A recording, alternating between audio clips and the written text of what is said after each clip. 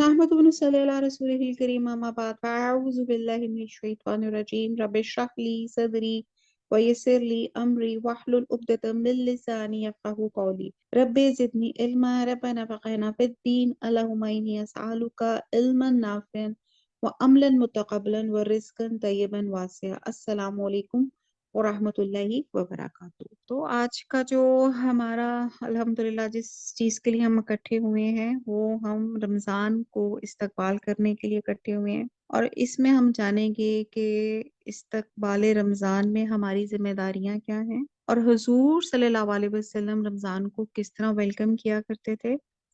और वेलकम करने के लिए हम ये देखते हैं कि रमज़ान मुल मुबारक जो इतना खूबसूरत महीना है, इसकी आमद है, और अल्लाह का करोड़ शुक्र है कि अल्लाह ताला ने हमें जिंदगी में एक बार फिर मौका अनायत किया कि हम अल्लाह सुब्हाना ताला की रहमतों से मुस्तफीद हो सकें। अब हम देखते हैं कि बहुत से लोग ऐसे हैं जो पिछले रमज़ान में हमारे साथ शरीक थे, यानी कि इस दुनिया में मौजूद थे, लेकिन उन्हें ये रमज़ान अब नहीं मिल सका, और वो इस बाबरकत महीने की आमद से पहले ही दुनिया से रुखसत हो चुके, और हम नहीं जानते कि आइंदा हमारे लिए अभी कितने मौके बाकी हैं। तो ये नेकियों का सेल मेला चल रहा है, और हम लोगों की कोशिश है कि हम इस नेकियों के सेल मेले में हम नेकियों को हासिल कर सके, क्योंकि अक्लमंद इंसान वो है जो अपने वक्त की कीमत जाने और जो इस जिंदगी से फायदा उठाए वो इसमें आने वाले बाबरकत लम्हात और नेकी के मौके को हाथ से जाने ना दे। तो ये महीना बहुत बाबरकत है, और हमें इसके शुरू होने से पहले इसकी तैयारी करनी चाहिए। हम देखते हैं कि जिंदगी में जो भी अहम मौका आता है हम उसके लिए खास एहतमाम करते हैं, उसकी तैयारी करते हैं। अब देखें, जैसे शादी का मौका होता है, महीने नहीं महीनों पहले से इसकी तैयारियां शुरू हो जाती हैं, डिजाइनर्स की बुकिंग शुरू हो जाती है, क्या जोड़े बनाने हैं, कितने दिन है, क्या चीज है, और सब अजीज दोस्त रिश्तेदार इस खास मौके के लिए एक दूसरे के लिए मददगार बन जाते हैं, और मिलजुल के उस शादी के काम में सब मिल करते हैं। अच्छा, यूं भी कर लेते हैं, हम जहनी तौर पे भी अमली तौर पे भी जो होते हैं ना, अलर्ट हो जाते हैं कि यार शादी की तैयारी है, ये हमारा टारगेट है, और हमने ये टारगेट हमने इतनी देर पहले अचीव कर लेना है। तो इसी तरह बच्चों के इम्तिहान भी होते हैं, तो उसमें भी आप देखें, जैसे आजकल सीजन है, अल्लाह ताला बच्चे जो इम्तिहान दे रहे हैं, अल्लाह ताला उनको कामयाबियां अता फरमाए। अच्छा जी, तो बच्चों के साथ साथ वालिदैन भी इम्तिहानों की तैयारी में मसरूफ होते हैं। जैसे मेरी बेटी का पेपर आया, I am too much busy कि मुझे भी होता है कि उसको फैसिलिटेट करूं, उसके लिए उसको खाना उसकी पसंद का या वट घर में जिस तरह वो होता है। तो ये नहीं कि तैयारी इम्तिहान बच्चों के होते हैं, लेकिन वालिदैन भी साथ साथ मसरूफ होते हैं अपनी दूसरी एक्टिविटीज छोड़कर, सिर्फ जो होते हैं ना कि बस ये थी कि टाइम वेस्ट ना हो। और इसी तरह फिर हम देखते हैं, जैसे ईद आएगी तो ईद की कितनी जबरदस्त लोग तैयारी करते हैं। तो खास तौर पे जो चीजें हमारी जिंदगी में बहुत अहमियत की हामिल होती हैं, उसके लिए हम पहले से इंतजार करते हैं, तैयारी करते हैं, और जो काम जितनी तैयारी के साथ किया जाए वो उतनी ही उम्दा तरीके से होता है। तो आज हम रमजान की तैयारी करेंगे इंशाल्लाह ताला। तो इसके लिए हम शुरू करते हैं। अल्लाह ताला कबूल फरमाए हम सबकी, अल्लाह ताला हमारी इस क्लास में बरकत डाले। और कहते हैं कि हुजूर सल्लल्लाहु अलैहि वसल्लम जो थे, तो हजरत काब बिन उमर फरमाते हैं कि एक मरतबा रसूल सल्लल्लाहु अलैहि वसल्लम ने हमें मंबर से करीब होने का हुक्म दिया। हम हाजिर हो गए, फिर आप सल्लल्लाहु अलैहि वसल्लम ने मंबर की पहली सीढ़ी पे कदम रखा तो फरमाया आमीन। जब दूसरे दर्जे पे कदम रखा तो फरमाया आमीन, और जब तीसरे दर्जे पे कदम रखा तो फरमाया आमीन। हमने अर्ज किया, या रसूलल्लाह सल्लल्लाहु अलैहि वसल्लम, आज हमने आपसे ऐसी बात सुनी जो पहले कभी ना सुनी थी। तो आप सल्लल्लाहु अलैहि वसल्लम ने इरशाद फरमाया कि जब मैंने पहले दर्जे पे कदम रखा तो उस वक्त हजरत जिब्राईल अलैहिस्सलाम तशरीफ लाए, और उन्होंने ये दुआ की कि वो शख्स हलाक हो जिसे रमजान का महीना मिले और फिर भी इसकी मगफरत ना हो। तो मैंने कहा आमीन। और जब मैंने दूसरे दर्जे पे कदम रखा तो हजरत जिब्राईल अलैहिस्सलाम ने दुआ की कि वो शख्स बर्बाद हो जिसके सामने आप सल्लल्लाहु अलैहि वसल्लम का जिक्र मुबारक किया जाए और वो आप सल्लल्लाहु अलैहि वसल्लम पे दरूद ना भेजे। तो मैंने कहा आमीन। फिर तीसरे दर्जे पे चढ़ा तो हजरत जिब्राईल अलैहिस्सलाम ने कहा कि वो शख्स भी हलाक हो जो जिंदगी में अपने वालिदैन या इनमें से किसी एक को बुढ़ापे की हालत में पाए और वो इसे जन्नत में दाखिल ना कराए। तो मैंने कहा आमीन। تو آپ یہ دیکھیں کہ یہاں سے امپورٹنس پتہ چلتی ہے کہ یہاں پہ دعا کون کروا رہے تھے؟ حضرت جبرائیل علیہ السلام. اور آمین کی سٹیم کون لگا رہے تھے؟ حضور صلی اللہ علیہ وسلم. تو یہاں سے دیکھ لیں کہ رمضان، والدین کی خدمت اور حضور صلی اللہ علیہ وسلم پہ درود پڑھنا کتنا امپورٹنٹ ہے، کہ جو ان چیزوں سے محروم رہ جاتا ہے تو وہ شخص ہلاک ہو جاتا ہے. جس کی دعا حضرت جبرائیل علیہ السلام نے کی اور حضور صلی اللہ علیہ وسلم نے اس پر آمین کہا. اور ایک اور امپورٹنٹ بات، الحمدللہ ہم سارے ماشاءاللہ اکٹھے ہیں، تو کہتے ہیں کہ جو ذکر کی محفلیں ہوتی ہیں جہاں اللہ سبحانہ تعالیٰ کا ذکر کیا جاتا ہے تو وہ اس کو فرشتے گھیر لیتے ہیں، اور پھر اللہ تعالیٰ جو ہے وہ پوچھتے ہیں.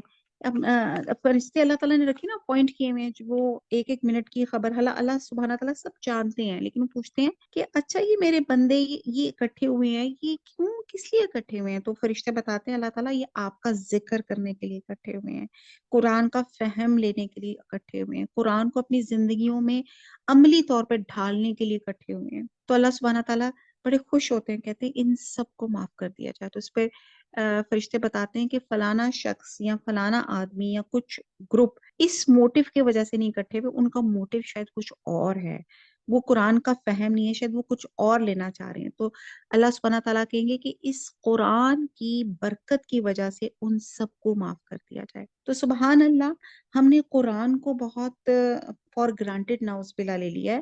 اس وقت جیسے ہماری زوم پہ کلاس ہو رہی ہے، الحمدللہ میں یہاں بیٹھی ہوئی ہوں، کچھ لاہور کے ڈفرنٹ علاقوں پہ بیٹھے ہوئے ہیں، الحمدللہ کچھ یو کے سے شامل ہیں، کچھ دبئی سے شامل ہیں، اور سب ڈفرنٹ علاقوں سے بیٹھے ہیں اور وہ سن رہے ہیں. تو سوچیں کہ ہم سب اس وقت ایک ذکر کی محفل میں ہیں، الحمدللہ. اب آپ دیکھ لیں کہ گلوبلی یہ ہمیں ہمارے اس پورے کو، اس جگہ کو جہاں جہاں یہ ہم اللہ کا ذکر کر رہے ہیں اس کو فرشتوں نے گھیرا ہوا ہے. اور سبحان اللہ، اللہ تعالیٰ ہماری صغیرہ کبیرہ گناہوں کو معاف فرمائیں گے، اللہ تعالیٰ ہماری اس کوشش کو قبول کریں گے. اور اس کے لیے سب سے پہلے اپنی نیت خالص کر لیں کہ ہم یہاں صرف اور صرف اللہ کی رضا کے لیے، اللہ کے کلام کو سمجھنے کے لیے، اللہ کے کلام کو اپنی زندگیوں میں ڈھالنے کے لیے جمع ہے. اللہ تعالیٰ ہماری اس کوشش کو قبول فرمائے، آمین. حدیث قدسی ہے، حدیث قدسی، جی، حدیث قدسی سے مراد یہ ہوتا ہے کہ ورڈنگز اللہ سبحانہ تعالیٰ کی ہوتی ہیں، مفہوم اللہ تعالیٰ کا ہوتا ہے، اور اس کو حضور صلی اللہ علیہ وسلم اپنے الفاظ میں کہتے ہیں. تو کہتے ہیں کہ اے ابن آدم، ایک تیری چاہت ہے اور ایک میری چاہت ہے. اگر تو نے سپرد کر دیا اپنے کو اس کے جو میری چاہت ہے تو وہ بھی میں تجھے دوں گا جو تیری چاہت ہے، اور اگر تو نے مخالفت کی اس کے جو میری چاہت ہے تو میں تھکا دوں گا تجھ کو اس میں جو تیری چاہت ہے، پھر وہی ہوگا جو میری چاہت ہے. تو ہم اپنی چاہتیں اللہ سبحانہ تعالیٰ کے سپرد کرتے ہیں، اور اس مہینے کی برکات سے فائدہ اٹھانے کی کوشش کرتے ہیں کہ اس کا ایک ایک جو ہے لمحہ جو ہے ہمارا جو ہے وہ ضائع نہ جائے. تو رمضان جو ہے رمضان المبارک اسلامی سال کا 9th قمری مہینہ ہے، اور یہ ماہ مبارک اسلامی سال کے باقی تمام مہینوں میں عظمت اور اہمیت کے لحاظ سے بہت زیادہ امپورٹنٹ ہے. جیسے کہ قرآن کریم میں ہے کہ رمضان کا مہینہ جس میں قرآن نازل ہوا اور جو لوگوں کا رہنما ہے، اور جس میں ہدایت کی کھلی نشانیاں ہیں، جو حق اور باطل کو الگ الگ کرنے والا ہے. یہ سورہ بقرہ کی 185 میں ہے. تو جس میں رمضان کی اہمیت پتہ چلتی ہے. رمضان یعنی کہ رمز سے نکلا ہے، جس کے معنی جلنا اور آفتاب کی گرمی کی وجہ سے جس کو کہتے ہیں نا اس کو کہتے ہیں نا رمضان اس وجہ سے کہتے ہیں کہ حدیث میں آتا ہے فَإِنَّهَا تَرْمَزُ الذُّنُوبَ، کہ اس مہینے کی خصوصیت یہ ہے کہ مسلمان کو گناہوں سے پاک اور صاف کر دیتا ہے، بشرطے کہ رمضان المبارک کا پورا احترام اور اس کے اعمال کا پوری طریقے سے آپ نے اس کو جس طرح اللہ سبحانہ تعالیٰ نے کہا اس طرح سے ان روزوں کو رکھا جائے اور اس کا احترام کیا جائے. اور رمضان گرمی کی شدت سے عبارت ہے، چنانکہ عربی زبان میں بطور محاورہ کہا جاتا ہے کہ اونٹ پیاس کی شدت سے جل گئے. چونکہ یہ ماہ مبارک گناہوں کو جلا دیتا ہے. اس وجہ سے اسے رمضان کے نام سے موسوم کیا جاتا ہے۔ اور رمضان کی وجہ تسمیہ کے متعلق کچھ دیگر اقوال بھی ہیں، جن کا خلاصہ یہ ہے کہ یہ ماہ مقدس بندگان خدا کے گناہوں کو جلا دیتا ہے، اور اہل ایمان عبادت اور نیک اعمال کے باعث گناہوں سے پاک ہو جاتے ہیں۔ تو رمضان رحمت، مغفرت اور نیکیوں کا موسم بہار ہے، اور اس میں اللہ سبحانہ تعالیٰ کا وہ جو نسخہ کیمیا قرآن مجید نازل ہوا، جو ہماری دین اور دنیا کی فلاح و نجات کا ضامن ہے۔ اور پھر ہم دیکھتے ہیں کہ حضرت عبادہ بن صامت سے روایت ہے کہ جب رمضان المبارک کا مہینہ آتا تو رسول صلی اللہ علیہ وسلم یہ دعائی کلمات تلقین فرماتے تھے، کہتے تھے اللہم سلمنی رمضان وسلم رمضان لی وسلمہ فی متقبلا، اے اللہ مجھے رمضان کے لیے سلامت رکھ اور رمضان کو میرے لیے سلامت رکھ اور اسے میرے حق میں مقبول بنا کر سلامت رکھ۔ سبحان اللہ۔ تو بہرحال یہ ایک ایسا مہینہ ہے، اور شعبان کے آخر میں حضور صلی اللہ علیہ وسلم استقبال رمضان کے لیے مسلمانوں کو تیار کرنے کے لیے ایک خطبہ ارشاد فرماتے تھے، جس میں انہوں نے کہا کہ اے لوگو، اب یہ وہ خطبہ ہے جو حضور صلی اللہ علیہ وسلم رمضان کو استقبال کرتے ہوئے کہا کرتے تھے، فرمایا کرتے تھے کہ اے لوگو، تمہارے اوپر ایک عظیم و شان مبارک مہینہ سایہ فگن ہو رہا ہے، اور یہ ایک ایسا مہینہ ہے جس میں ایک رات ایسی ہے جو 1000 مہینوں سے بہتر ہے، اور اس مہینے کے دن کے روزوں کو اللہ تعالیٰ نے فرض قرار دیا ہے، اور اس میں رات کو عبادت میں کھڑے ہونے کو ثواب کمانے کا ذریعہ بنا دیا ہے، اور اس ماہ میں جو قرب الہی کی خاطر کوئی بھلائی کرے گا وہ ایسا ہوگا جیسے دوسرے دنوں میں اس نے ایک فرض ادا کیا ہو، اور جو اس میں ایک فرض ادا کرے گا وہ ایسا ہوگا جیسے رمضان کے سوا دوسرے دنوں میں اس نے 70 فرض ادا کیے ہوں۔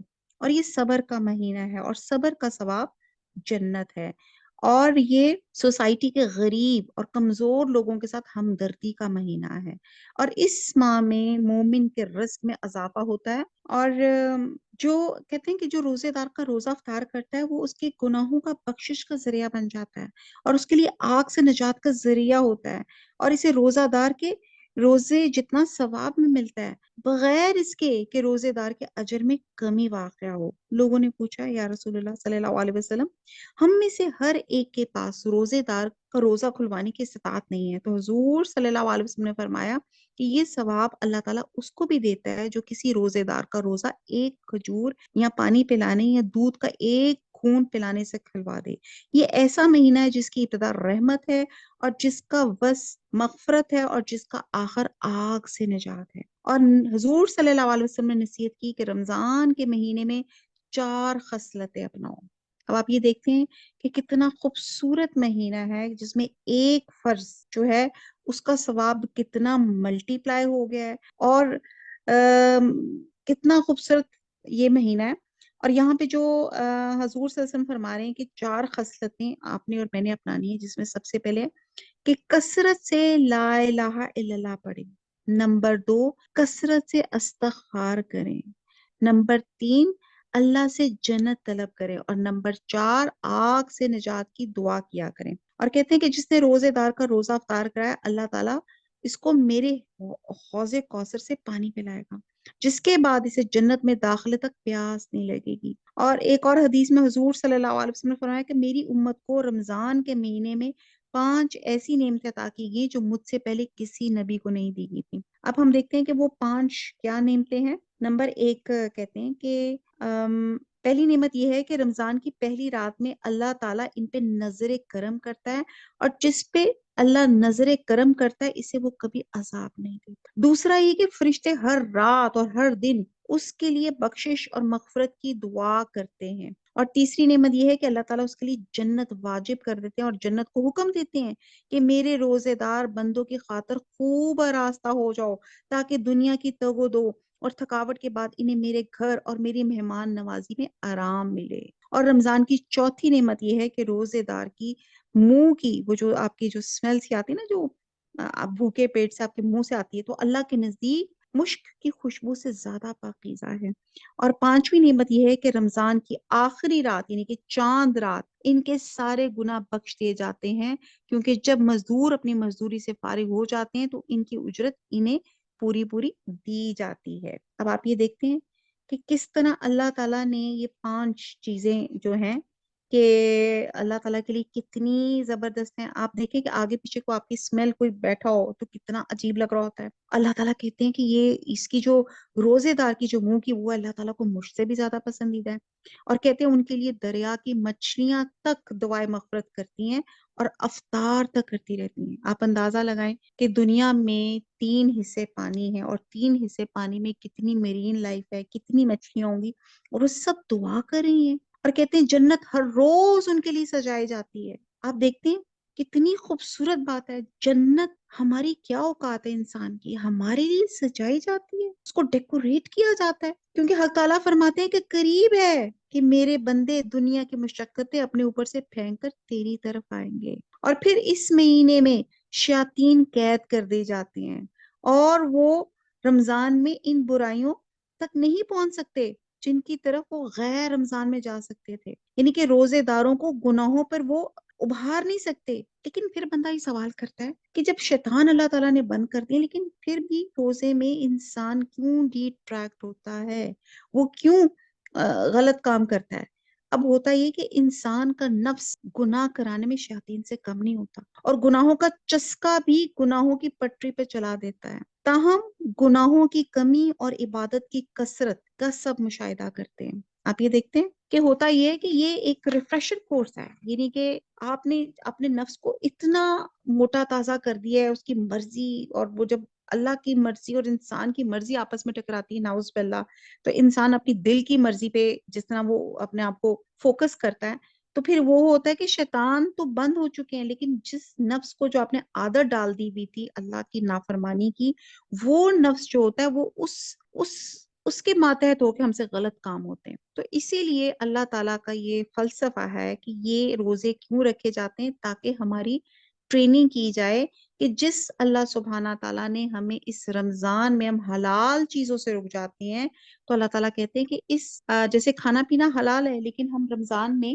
حلال چیزوں سے رک جاتے ہیں نا، کہ نہیں کھاتے، تو یہاں پہ اور پھر اللہ کے حکم سے جب اللہ حلال سے رک سکتے ہیں، تو اللہ تعالیٰ ہمیں کہہ رہے ہیں کہ کیا باقی 11 مہینے کیا ہم حرام سے نہیں رک سکتے اللہ کی فرما برداری کرتے ہوئے؟ تو ہم روزے کی تھوڑی سی تاریخ دیکھتے ہیں کہ رمضان شہر اللہ ہے، یعنی کہ اللہ تعالیٰ کا مہینہ ہے، اور روزے کی ابتدا حضرت آدم علیہ السلام سے ہوئی، اور ایام بیض کے جو ہم روزے ہیں ہر ماہ کی 13، 14 اور 15 کے جو روزے ہیں وہ بھی ہم دیکھتے ہیں کہ یہ بھی پریکٹس میں ہے۔ پھر یہود و نصارہ کے اندر بھی روزے ہوتے تھے، یونانیوں میں بھی ہیں، ہندو دھرم میں بھی ہے برت جس کو وہ کہتے ہیں، بدھ مت میں بھی جو ہے یہ برت یعنی کہ روزے کا کنسپٹ ہے، پارسیوں کے ہاں بھی کنسپٹ ہے، اور سب سے پہلے عاشورہ کی 10 تاریخ کا روزہ تھا، اور پھر جب رمضان شریف کے روزوں کا حکم آیا تو عاشورہ کی فرضیت ختم ہوگی، وہ آپ کے پاس آپشنل ہو گئی، اور روزے جو ہیں وہ آپ کے لیے مست ہو گئے۔ تو ہجرت کے کچھ 1.5 سال کے بعد 10 شعبان 2 ہجری کو مدینہ منورہ میں رمضان کے روزوں کی فرضیت کا حکم نازل ہوا۔ اب ہم دیکھتے ہیں کہ روزے کی فلسفی کیا ہے، فلسفہ کیا ہے۔ انسان اشرف المخلوقات اس لیے ہے کہ وہ اپنے سرکش نفس کو قابو میں لا کے اپنی خواہشات پہ غالب آ کے ابدیت کے فرائض بجا لائے، اور اپنی منشا تخلیق پورا کرے۔ منشا تخلیق کیا تھی کہ اللہ تعالیٰ نے کہا تھا وَمَا خَلَقْتَ الْجِنَّ وَالْإِنسَانَ إِلَّا لِيَعْبُدُونَ، کہ میں نے انسان اور جن کو اپنی عبادت کے لیے بنائے۔ پھر کیا تھا قد افلح من تزکا، اور جس نے اپنے نفس کو پاکیزہ کر لیا اس نے فلاح پائی، اور جس نے ایسا نہ کیا اس نے اپنے آپ کو تباہ کیا۔ تو نفس کی قوت توڑنے اور اپنی تمام قوتوں کو اعتدال میں لانے کے لیے روزے کا حکم ہوا ہے۔ اب ہم یہ دیکھتے ہیں، اب روزہ جو ہے ہمارے اندر ایک ضبط نفس کی طاقت پیدا کرتا ہے، اور ضبط نفس سے مراد ہے کہ ان آدمی کی خودی جسم اور اس کی طاقتوں پہ اچھی طرح قابو یافتہ ہو، یعنی کہ نفس کی خواہشات اور جذبات پہ اس کی اتنی گرفت اسٹرانگ ہو کہ اس کا جو ہے نا اس کی ول پاور اس کی اسٹرانگ ہو۔ اور پھر آپ یہ دیکھیں یہ ایسی ہے کہ جیسے آپ دیکھتے ہیں کہ اس میں آپ کی جیسے فار ایگزامپل میں دیکھتی ہوں کہ جیسے آپ نے کسی جانور کو آپ نے ٹیم کرنا ہوتا ہے نا، جیسے آپ نے ایک گھوڑے کو ٹیم کرنا ہے، تو آپ کو پتہ ہے وہ کیا کرتے ہیں، جو اس کی جو ٹیم کرنے والے ہوتے ہیں وہ کیا کرتے ہیں کہ اس کو تھوڑا بھوکا رکھتے ہیں۔ سرکش گھوڑے کو اگر دانا اور گھاس نہ ملے تو وہ تابع ہو جاتا ہے، تو اور وہ نرم ہو جاتا ہے۔ تو یہی حال نفس کا ہے کہ آپ کی نفس کی سرکشی توڑنے کے لیے کیا کیا جا رہا ہے کہ کھانا پینا کم کر دیا جاتا ہے، نمبر 2 عبادت کا بوجھ لاد دیا جاتا ہے، اور پھر وہ کیا ہوتا ہے، نمبر 3 کیا ہو جاتا ہے، پھر وہ ہر وقت اللہ کی مدد چاہتا ہے۔ ٹھیک ہے جی۔ اور جیسے ہم یہ دیکھتے ہیں کہ اس میں ہم دیکھتے ہیں کہ آپ کی جو خودی، آپ کی جو ول پاور ہے، جیسے کہتے ہیں کہ ضبط نفس جو ہے، ایسی ضبط نفس ہونی چاہیے کہ جس میں سب سے پہلی بات ہے کہ ٹوٹل سرنڈر، پہلے انسان کی خودی اپنے اللہ سبحانہ تعالیٰ کے آگے سر تسلیم خم کر دے، یہ ہے ضبط نفس۔ ٹھیک ہے جی۔ دوسرا، اس کی رضا کی طلب کرے، یعنی کہ جو اللہ چاہ رہے ہیں اس کے اوپر وہ انسان فوکسڈ ہو۔ اور تیسری، رولز فالو کرے، اللہ کے احکامات کو فالو کرے۔ اور پھر نمبر 4 کہ اس کے اندر اکاؤنٹیبلٹی ہو کہ میں نے جو زندگی گزارا ہوں میں نے اللہ کے آگے اس کی جواب دہ ہوں، میں اس کے آگے، اور اپنے جسم اور اس کی طاقتوں پر حاکمانہ اقتدار اور اپنے نفس اور اس کی خواہشات پہ قاہرانہ تسلط ہو، تاکہ وہ دنیا میں ایک مسلح قوت بن سکے۔ تو ہم دیکھتے ہیں کہ یہ طاقت ہمیں روزے سے پیدا ہوتی ہے۔ ہم دیکھتے ہیں کہ 3 ایسے بیسک مطالبے ہیں جو ہر انسان کے ساتھ لگے ہوئے ہیں۔ نمبر 1 کیا چیز ہے؟ ایک ہوتا ہے آپ کا غذا کا مطالبہ، بھوک، جس پر آپ کی زندگی کا انحصار ہے۔ تو بھوک ایک ایسی چیز ہوتی ہے جو ایک بڑی اسینشل انسان کی زندگی میں ہوتی ہے۔ اور دوسرا ہوتا ہے مطالبہ جو بقائے نو کا ذریعہ ہے، جس کو آپ شہوت کہتی ہیں۔ اور تیسرا جو انسان جو مطالبہ کرتا ہے وہ ہے آرام کا، تاکہ قوت کارکردگی کی بحالی کے لیے ضروری ہوتا ہے، یعنی کہ آرام طلبی۔ اب یہ 3 مطالبے ہیں، بھوک، شہوت اور آرام طلبی۔ اگر یہ اپنے حد کے اندر ہوں تو نیچر کے اکارڈنگ ہوتے ہیں، لیکن یہی نفس اور جسم کے 3 پھندے ایسے ہیں کہ ان کو ذرا ڈھیل ہو جائے تو پھر کیا ہوتا ہے، آدمی کی خودی کو الٹا اپنا غلام بنا لیتے ہیں۔ اب ایک بندہ ہے جس کو ہر وقت کھاتا رہتا ہے تو کیا بن جاتا ہے، بندہ شکم بنا جاتا ہے۔ اس کو بس لگتا ہے کہ میری زندگی کا یہی ہے کہ بس میں نے کھانا ہے۔ اب اکثر ہماری یہاں پہ گھروں میں لیڈیز کی شکایت کیا ہوتی ہے، یار بس صبح اٹھے پہلا سوال ہوتا ہے پکانا کیا، اور کیا پکانا ہے، کیسے پکانا ہے، فلانے میرے اتنے گھر کے ممبرز ہیں، فلانے کو یہ سبزی نہیں پسند، فلانے کو یوں نہیں پسند۔ تو وہ سارا وقت وہ اس کو سمجھ ہی نہیں آتا کہ بس وہ لگتا ہے کہ زندگی کا مقصد صرف کھانا بنانا اور کھانا کھانا ہی ہے۔ اور پھر دوسرا جو اس کا مقصد ہے شہوت ہے، یعنی کہ اگر یہ جذبہ بہت زیادہ ہو جائے تو انسان حیوانیت سے اسفل السافلین میں پہنچ جاتا ہے۔ پھر اس کے اندر اگر تیسرا جو اس کا ہے آرام طلبی کا بہت زیادہ کوئی خواہش مند ہو تو پھر اس کے اندر ارادے کی قوت نہیں باقی رہ جاتی، وہ ہر وقت ریسٹ موڈ پر ہی رہتا ہے۔ تو روزہ نفس کی انہی 3 خواہشوں کو ضابطے کی گرفت میں لے لیتا ہے، اور یہی مشق ہے جو اللہ تعالیٰ ہمیں کروا رہے ہیں کہ ان تینوں چیزوں کے اوپر اپنے آپ پر کنٹرول کیسے کرنا ہے۔ یہ ایسی ہے جیسے آپ دیکھتے ہیں کہ اگر آپ کی فیملی میں کوئی آرمی سے ریلیٹڈ ہے تو وہ ایکسرسائز پہ چلے جاتے ہیں، تو وہ ایکسرسائز تو تاکہ وہ ان کے اندر ایک آپ میں سے ہے کسی کا کوئی جاننے والا آرمی، تو وہ دیکھتے ہیں کہ جو وہ ایکسرسائز پہ جاتے ہیں نا تو اس میں ہوتا ہے منیمم ان کے پاس سامان بہت تھوڑا ہوتا ہے، کھانے پینے کا سامان بہت تھوڑا ہوتا ہے، اور وہاں پہ کلائمیٹ کی جو سیوریٹی وہ بہت زیادہ ہوتی ہے۔ جیسے ہمارے ایک بھائی تھے وہ سیاچین پہ گئے تھے، اور یعنی کہ کھانا پینا بھی کم، اور اتنا نیگیٹو وہاں پہ اس کا جو ٹیمپریچر تھا، اس میں کس طرح اپنے آپ کو اڈاپٹ اپنے آپ کو رکھنا ہے اور کس طرح ان حالات میں کیسے سروائیو کرنا ہے۔ تو اسی طرح اللہ سبحانہ تعالیٰ نے یہ 30 دن کی خودی کی ہمیں مشق کرائی جاتی ہے کہ سال بھر میں پورے 720 گھنٹے کے لیے پروگرام بنایا جاتا ہے کہ رات کے آخری حصے میں اٹھ کر سحری کھاؤ، اور صبح پھوٹ پھٹتے ہی کھانا پینا بند کر دو، دن بھر ہر قسم کے غذا سے پرہیز کرو، اور غروب آفتاب کے بعد ٹھیک وقت پر افطار کرو، پھر رات کا ایک حصہ تراویح کی غیر معمولی نماز میں کھڑے ہو کے گزارو، چند گھنٹے آرام کرو، پھر اس کے بعد پھر وہی اگلا دن کا پروگرام شروع ہو جاتا ہے۔ تو بہرحال یہ ساری مشق اس لیے کرائی جاتی ہے کہ مومن کی خودی صرف اپنا بھوک پیاس شہوت اور آرام طلبی پہ قابو پا لے، اتنی طاقت پیدا ہو جائے کہ بلکہ رمضان کے بعد 11 مہینوں میں وہ جو ہے اس کے اندر یہ ہو جائے کہ اتنی اس کے اپنے سیلف پہ کنٹرول آ جائے کہ وہ اللہ کی رضا کے لیے ہر اس برائی سے رک جائے جو اللہ کو ناپسند ہے، اور اپنی خواہشات اور جذبات کو ان حدود کا پابند بنا لے جو اللہ نے اس کے لیے مقرر کیے ہیں، اور اس کی باغ نفس کے قابو میں نہ ہوئے کہ وہ جدھر وہ چاہے اس کا دل اس کو کھینچ رہا ہے، اس کا اپنا کنٹرول ہو، اس کا ارادہ اتنا اسٹرانگ ہو جائے کہ اس کو پتا ہو کہ میں نے اپنے جسم پہ اپنے نفس پہ کیسے کنٹرول کرنا ہے۔ تو بہرحال اب ہم یہ دیکھتے ہیں کہ ہمیں یوں لگتا ہے کہ روزہ جو ہے، آپ کو پتا ہے روزے کی بھی 2 قسمیں ہوتی ہیں، ایک چھوٹا روزہ آتا ہے، اور اب آپ کو لگ رہا ہوگا کہ یہ کون سی بات کر رہی ہے، ایک چھوٹا روزہ یا ایک بڑا روزہ؟ یہاں پہ چھوٹا روزہ وہ ہوتا ہے یہ جو رمضان میں ہم رکھتے ہیں، جو کئی میں 13 گھنٹے کا ہے، کہیں 16 گھنٹے کا ہے، کہیں کا 19 گھنٹے کا ہے، ہر کنٹری ٹو کنٹری یہ ویری کرتا ہے آرٹس کا۔ تو یہ تو وہ ہے جو ٹپیکل ہم ایک رمضان میں ہم لوگ کرتے ہیں، اور اس روزے کا ہم سب کو پتا ہے۔ آج میں بات کر رہی ہوں، آپ کے لیے کنسیپٹ نیا لگے گا، لیکن ایک ہوتا ہے بڑا روزہ۔ وہ بڑا روزہ کیا ہے؟ وہ ہے اسلام کا روزہ۔ اسلام خود ایک روزہ ہے، اور یہ سب روزے اور عیدیں، بلکہ روزہ نماز یہاں تک کہ جنت بھی جو اللہ تعالیٰ عطا فرمائیں گے، سب اس روزے کی وجہ سے ہے۔ تو اصل بڑا روزہ اسلام کا روزہ ہے، اور وہ کب ختم ہوتا ہے؟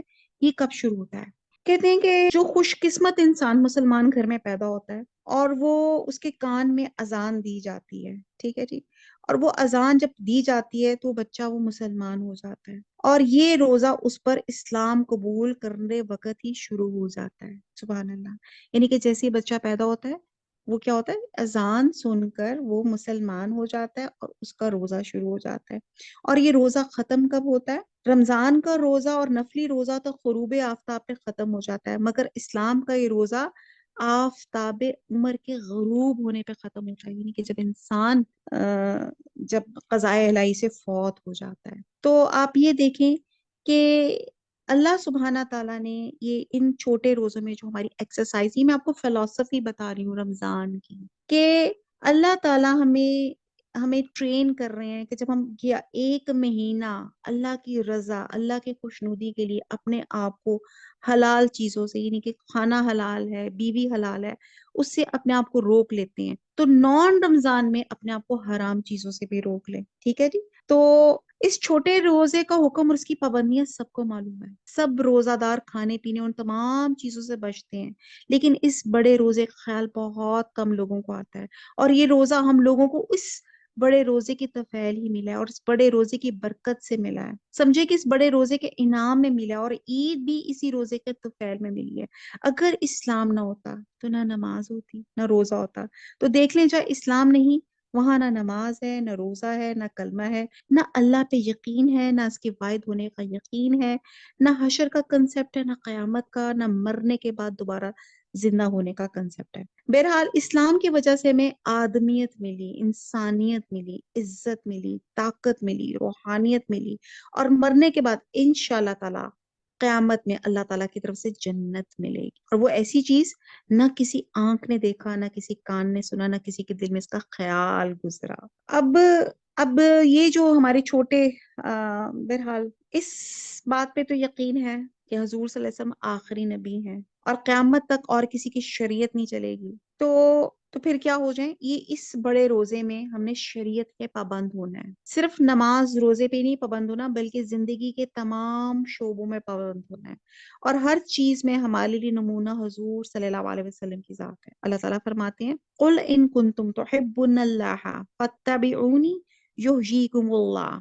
سورہ آل عمران کی آیت ہے کہ اے پیغمبر، لوگوں سے کہہ دو اگر تم اللہ کو دوست رکھتے ہو تو میری پیروی کرو، اللہ بھی تمہیں دوست رکھے گا۔ تو یہی 2 روزے ہیں، ایک روزہ ہے جو قریب المیعاد ہے، وہ ہے رمضان کا روزہ، دن بھر کا روزہ، اور ایک روزہ وہ ہے جو زندگی کے ساتھ رہے گا، اور مسلمان کے لیے جب وہ بالغ ہو جائے گا اس دن تک، جب تک وہ سانس اور جان میں جان ہے، وہ شخص جس نے اسلام قبول کیا اس کا بھی، اور جب تک بدن میں اس کی جان اور روح ہے اس وقت تک باقی رہے گا۔ تو اللہ تعالیٰ میں اور مجھے اور آپ کو توفیق دے کہ ہم اس روزے کو بحال رکھ سکے اور اس روزے کی حفاظت کر سکے اور قدر کریں اور اسی روزے پہ جیے اور مرے. ربنا توفنا مسلمین والحقنا بالصالحین. اور ایک حدیث میں آتا ہے کہ روزہ ڈھال ہے. روزے دار کو چاہیے کہ بے حیائی کے کاموں اور لڑائی جھگڑے سے بچے، اور اگر کوئی لڑنے پہ اتر آئے یا اسے کوئی گالی دے تو کہہ دے کہ میں روزہ دار ہوں. بخاری کے ایک حدیث میں ہے کہ کتنے ایسے روزے دار ہیں جنہیں ان کے روزے سے بھوک کے سوا کچھ نہیں ملتا، اور کتنے ایسے رات کو عبادت میں کھڑے ہونے والے ہیں جنہیں بے خوابی کے سوا کچھ نہیں ملتا. اور ایک اور حدیث میں حضور صلی اللہ علیہ وسلم نے فرمایا کہ روزہ صرف کھانا پینا چھوڑنے کا نام نہیں بلکہ گالم گلوچ چھوڑنے کا نام ہے، ہر برے کام کو چھوڑنے کا نام ہے. کہتے ہیں اگر کوئی تمہیں گالی دے یا تمہارے ساتھ جھگڑا کرنے لگے تو کہیں کہ میں تو روزے سے ہوں، میں تو روزے سے ہوں. اور قرآن کریم میں روزے کی فرضیت کا حکم دیتے ہوئے اللہ تعالیٰ نے اس کی مصلحت یہ بیان کی کہ یہ ہمارے اندر تقوی پیدا کر دے. تو اے ایمان والو، تم پہ روزے فرض کیے گئے جسے تم سے پچھلی امتوں پہ فرض کیے گئے تھے، تم شاید کہ تم اللہ سے ڈرو. اللہ کے سامنے جواب دہی کا احساس ایک مومن کو اللہ کی نافرمانی اور تمام برائیوں سے بچا لیتا ہے. کیوں تو تمام عبادات مسلمانوں کے درمیان میں اخوت اور بھائی چارے کی فضا پیدا کرتی ہیں اور ایک خاندان بنانے کا ذریعہ ہے، لیکن روزے کے ذریعے جو اسلامی ماحول پیدا ہوتا ہے وہ مسلمان کے معاشرے کو ہر لحاظ سے ایک یونیک کر دیتا ہے. کہتے ہیں نا، نماز محمود و ایاز کو ایک ہی صف پہ کھڑا کرنے کا ذریعہ بنتی ہے، زکوٰۃ امیروں سے اموال غریبوں کی طرف لوٹانے کا ذریعہ ہے، اور جس طرح موت سب انسانوں کو برابر کر دیتی ہے اسی طرح حج بھی سب لوگوں کو اپنے رب کے درمیان میں ایک ہی لباس پہنا کے پیش کر دیتا ہے، اور روزہ سب کو بھوک اور پیاس سے آشنا کر دیتا ہے. سحری، افطار اور تراویح کے اوقات میں مسلمانوں کے معاشرے کو ہم رنگ کر کے ایک امتیازی شان پیدا کر دیتا ہے. ہم یہاں پہ دیکھتے ہیں کہ روزے کے جو ہیں 3 مقصد ہیں. ایک لعلکم تتقون، کہ اللہ تعالیٰ چاہتے ہیں کہ ہمارے اندر تقوی پیدا ہو جائے. پھر دوسرا لعلکم تشکرون، ہمارے اندر شکر پیدا ہو جائے. اور تیسرا لعلکم یرشدون، اللہ تعالیٰ ہمیں ہدایت عنایت فرما دے. تو یہی کنسپٹ ہم ذہن میں رکھیں گے تو انشاءاللہ تعالیٰ ہمارا رمضان جو ہوگا وہ بہترین، جس کو کہتے ہیں نا، اس کے ہمیں پتہ چلے گا کہ ہم حاصل کیا کرنا چاہ رہے ہیں اس رمضان میں. اور تقوی کے معنی ہوتے ہیں ڈرنا، بچنا، رک جانا. کعب بن احبار نے حضرت عمر رضی اللہ تعالیٰ عنہ کو اس سوال پہ کیا کہ تقوی کیا چیز ہے. تقوی کی بہت اچھی تعریف کی گئی. انہوں نے فرمایا کہ کیا کبھی آپ رضی اللہ تعالیٰ عنہ کانٹوں بھرے راستے پہ نہیں چلے؟ حضرت عمر نے فرمایا ہاں. کعب نے پوچھا آپ نے اس راستے کو کیسے آپ نے اس کو طے کیا؟ تو فرمایا کہ میں نے اپنے آپ کو کانٹوں سے بچایا اور سمٹ سمٹا کے نکل گیا. اور کعب بن احبار نے کہا کہ اے امیر المومنین، یہی تقوی ہے. اس کا مطلب یہ ہے کہ دنیا ایک کانٹوں بھرے راستے کی مانند ہے، گزرنا بہرحال اسی میں سے ہے، اسے چھوڑ کے کوئی اور راستہ اختیار کرنا ممکن نہیں، لیکن بچا کر نکل جانا تقوی کہلاتا ہے. امام بیضاوی نے تقوی کے 4 درجے بیان کیے ہیں. اللہ تعالیٰ سے ہم دعا کرتے ہیں ان 4 درجوں پہ اللہ تعالیٰ ہم سب کو شرح صدر کرے. نمبر 1 شرک سے بچنا. نمبر 2 حرام چیزوں اور ممنوع کاموں سے بچنا. نمبر 3 مشکوک چیزوں سے پرہیز کرنا. اب ماشاءاللہ شرک بھی ہمیں سمجھ آ جاتی ہے، حرام چیزیں بھی ہیں جو کلیئر کٹ اللہ تعالیٰ نے بتائی ہوئی ہیں. یہاں پہ ہماری گڑبڑ ہو جاتی ہے اور یہیں پہ شیطان زیادہ حاوی ہو جاتا ہے. مشکوک چیزیں، تو جہاں پہ آپ کو کوئی چیز مشکوک لگ رہی ہے، جس میں آپ کا نہیں سمجھ آ رہی کہ ویدر یہ کیا ہے، تو اللہ تعالیٰ نے اس کا بھی راستہ بتا دیا کہ اسے پرہیز کریں. اور نمبر 4 اپنے ہر کام میں رضائی الہی کو مد نظر رکھیں اور اسے غافل کرنے والی ہر چیز کو چھوڑ دیں. اور تقوی کا یہ آخری مقام وہی ہے جسے ایک حدیث میں حضور صلی اللہ علیہ وسلم نے احسان کے لفظ سے یاد کیا. قرآن پاک میں بار بار تقوی پہ زور دیا گیا ہے، بار بار کئی اتقوا اللہ، اللہ سے ڈرو. اور قرآن پاک میں فرمایا گیا ہدی للمتقین، یہ کتاب اللہ سے ڈرنے والوں کی رہنمائی کرتی ہے. اور تقوی کا احسان والا مفہوم کسی کو پتا ہے؟ یہ وہ چیز ہے کہ جیسے کہتے ہیں کہ تقوی کا کہ آپ کوئی بھی کام کرتے وقت آپ ایسے لگے کہ آپ اللہ کو دیکھ رہے ہیں. اب یہ تو چیز پاسبل ہو نہیں سکتی کہ اللہ، اگر یہ نہیں ہو سکتی تو کیا کرے، آپ کو یہ احساس ہو کہ اللہ مجھے دیکھ رہا ہے، واللہ بصیر بالعباد. کہ جب یہ آپ کے پاس شور ہو جائے گا نا کہ مجھے میرا اللہ دیکھ رہا ہے ہر وقت ہر منٹ، تو آپ کا ہر وہ کام جو ہوگا پرفیکشن لیول پہ آ جائے گا. کہ مجھے میرا اللہ دیکھ رہا ہے، اور آپ کے اندر تقوی پیدا ہو جائے گا۔ پھر حال ایک اور بڑی پیاری چیز ہوتی ہے جس کو صلاۃ تسبیح بھی کہا جاتا ہے، کہ یہ بھی رمضان میں بہت، رمضان کے عام دنوں میں بھی ہے، کہ حضور صلی اللہ علیہ وسلم نے اپنے چچا حضرت عباس کو مخاطب کرتے ہوئے فرمایا تھا، اے عباس کیا میں تمہیں ایسی عبادت کے بارے میں بتاؤں جس پہ عمل کرنے سے اللہ تعالیٰ تمہارے اگلے اور پچھلے، نئے اور پرانے، قصدن اور سہون، چھوٹے اور بڑے، چھپے اور ظاہر تمام گناہوں کو بخش دے گا۔ تم روزانہ 4 رکعت نماز تسبیح پڑھا کرو، اگر یہ ممکن نہ ہو تو مہینے میں 1 دفعہ پڑھ لیا کرو، اگر یہ بھی نہ کر سکو تو سال میں 1 مرتبہ پڑھ لیا کرو، اگر ایسا بھی نہ کر سکو تو ساری عمر میں کم از کم 1 دفعہ ہی نماز پڑھ لو، تو اللہ تعالیٰ تمہارے تمام گناہ معاف کر دے گا۔ آج کل کی بے پناہ مصروفیت میں نماز تسبیح کا پڑھنا مشکل ہے، تو بہرحال بہت خوش نصیب لوگ ہیں جنہوں نے اپنی زندگیوں میں، جیسے میری والدہ ہیں، وہ ضرور ان کی ہوتا ہے کہ ظہر سے پہلے یا وہ صلاۃ التسبیح پڑھیں، تو اللہ تعالیٰ ہم سب کو بھی توفیق عطا فرمائے کہ ہم ایسی خوبصورت نماز کو بھی جو ہے ہم جو ہے ادا کر سکیں۔ اچھا، آپ میں سے کچھ پتا ہے کہ یہ کیسے پڑھی جاتی ہے؟ کوئی شیئر کرنا چاہے گا؟ ہاں جی، جی جی ضرور بولیں۔ اس میں ہے کہ 300 بار آپ نے تیسرا کلمہ پڑھنا ہے، جزاک اللہ، بالکل ٹھیک۔ اور پہلی رکعت میں 75، دوسری میں 75، تیسری میں بھی 75، چوتھی میں 70۔ ہاں، تو جی اس میں ہے کہ آپ شروع کرتے ہیں 15 مرتبہ پڑھتے ہیں سبحانک اللہ سے پہلے، جی جی اور پھر اس کے بعد سورہ فاتحہ پڑھ لیں، جی، کوئی اور سوری سورت سوری، پڑھ لیں، پھر 10 سبحانک اللہ کے مرتبہ بعد، سوری پہلا سبحانک جو اللہ ہے کے نا، بعد، سبحانک سبحانک اللہ کے اللہ کے بعد بعد آپ نے، ہاں جی 15 مرتبہ، جی پھر جی الحمد شریف، اور اس کے بعد کوئی سورت پڑھے، پھر اس کے بعد 10 مرتبہ، جزاک اللہ۔ اور پھر رکوع میں جائیں 10 مرتبہ، کھڑے ہو جی جی جائیں 10 مرتبہ، پہلے سجدے میں 10 مرتبہ، اور جب اتحیات کی پوزیشن پہ بیٹھے 10 مرتبہ، پھر سجدے میں 10 مرتبہ، دوسرے سجدے سبحان میں، اللہ۔ یہ 75 ہو گیا۔ اسی طرح اگلی رکعت میں آپ نے سبحانک اللہ چونکہ نہیں پڑھنا، تو الحمد شریف سے پہلے آپ نے 15 دفعہ جزاک پڑھ لینا، اور پھر تھرو جزاک آؤٹ اسی طرح 10 مرتبہ پڑھنا ہے، بالکل تو ٹھیک۔ یہ 300 ہم نے کمپلیٹ۔ ماشاء اللہ بالکل درست بتایا مسز نعید آپ نے۔ یہی میں کہنا چاہ رہی تھی کہ یہ آپ نے جو بات کہہ دی ایسی صدقہ جاری ہوگی، جتنے بھی لوگ سنیں گے اس کا ثواب آپ کو پہنچے گا۔ تو یہاں پہ یہ ہے، شکر صلاۃ الحمد۔ تسبیح جو ہے کوشش کریں کہ اس رمضان میں ہماری زندگی کی ڈیلی روٹین میں ایک حصہ بن جائے۔ اس میں آپ دن کے کسی وقت بھی پڑھ لیں، مکرو اوقات نکال کے، اور اس میں 4 رکعت یہ ہے 300 ٹائمز آپ نے تیسرا کلمہ پڑھنا ہوتا ہے۔ 1-2 دفعہ پوری دفعہ پڑھ لیں، جیسے سبحان اللہ والحمد للہ ولا الہ الا اللہ واللہ اکبر ولا حول ولا قوت الا باللہ العلی العظیم، 1 یا 2 دفعہ پورا پڑھ کے پھر اس کے بعد آپ نے صرف اتنا پڑھنا ہے، سبحان اللہ والحمد للہ ولا الہ الا اللہ واللہ اکبر، اور یہ آپ نے سبحانک اللہ کے بعد 15 دفعہ، پھر الحمد شریف اور سورت کے بعد 10 دفعہ، یعنی کہ آپ نے پہلی رکعت میں جب آپ نے کھڑے ہونا ہے تو 25 دفعہ پڑھنا ہے۔ پھر جب آپ قوم میں اس میں جائیں گی، رکوع میں جائیں گی، تو رکوع سے قبل 10 دفعہ یہی کلمہ پڑھنا ہے۔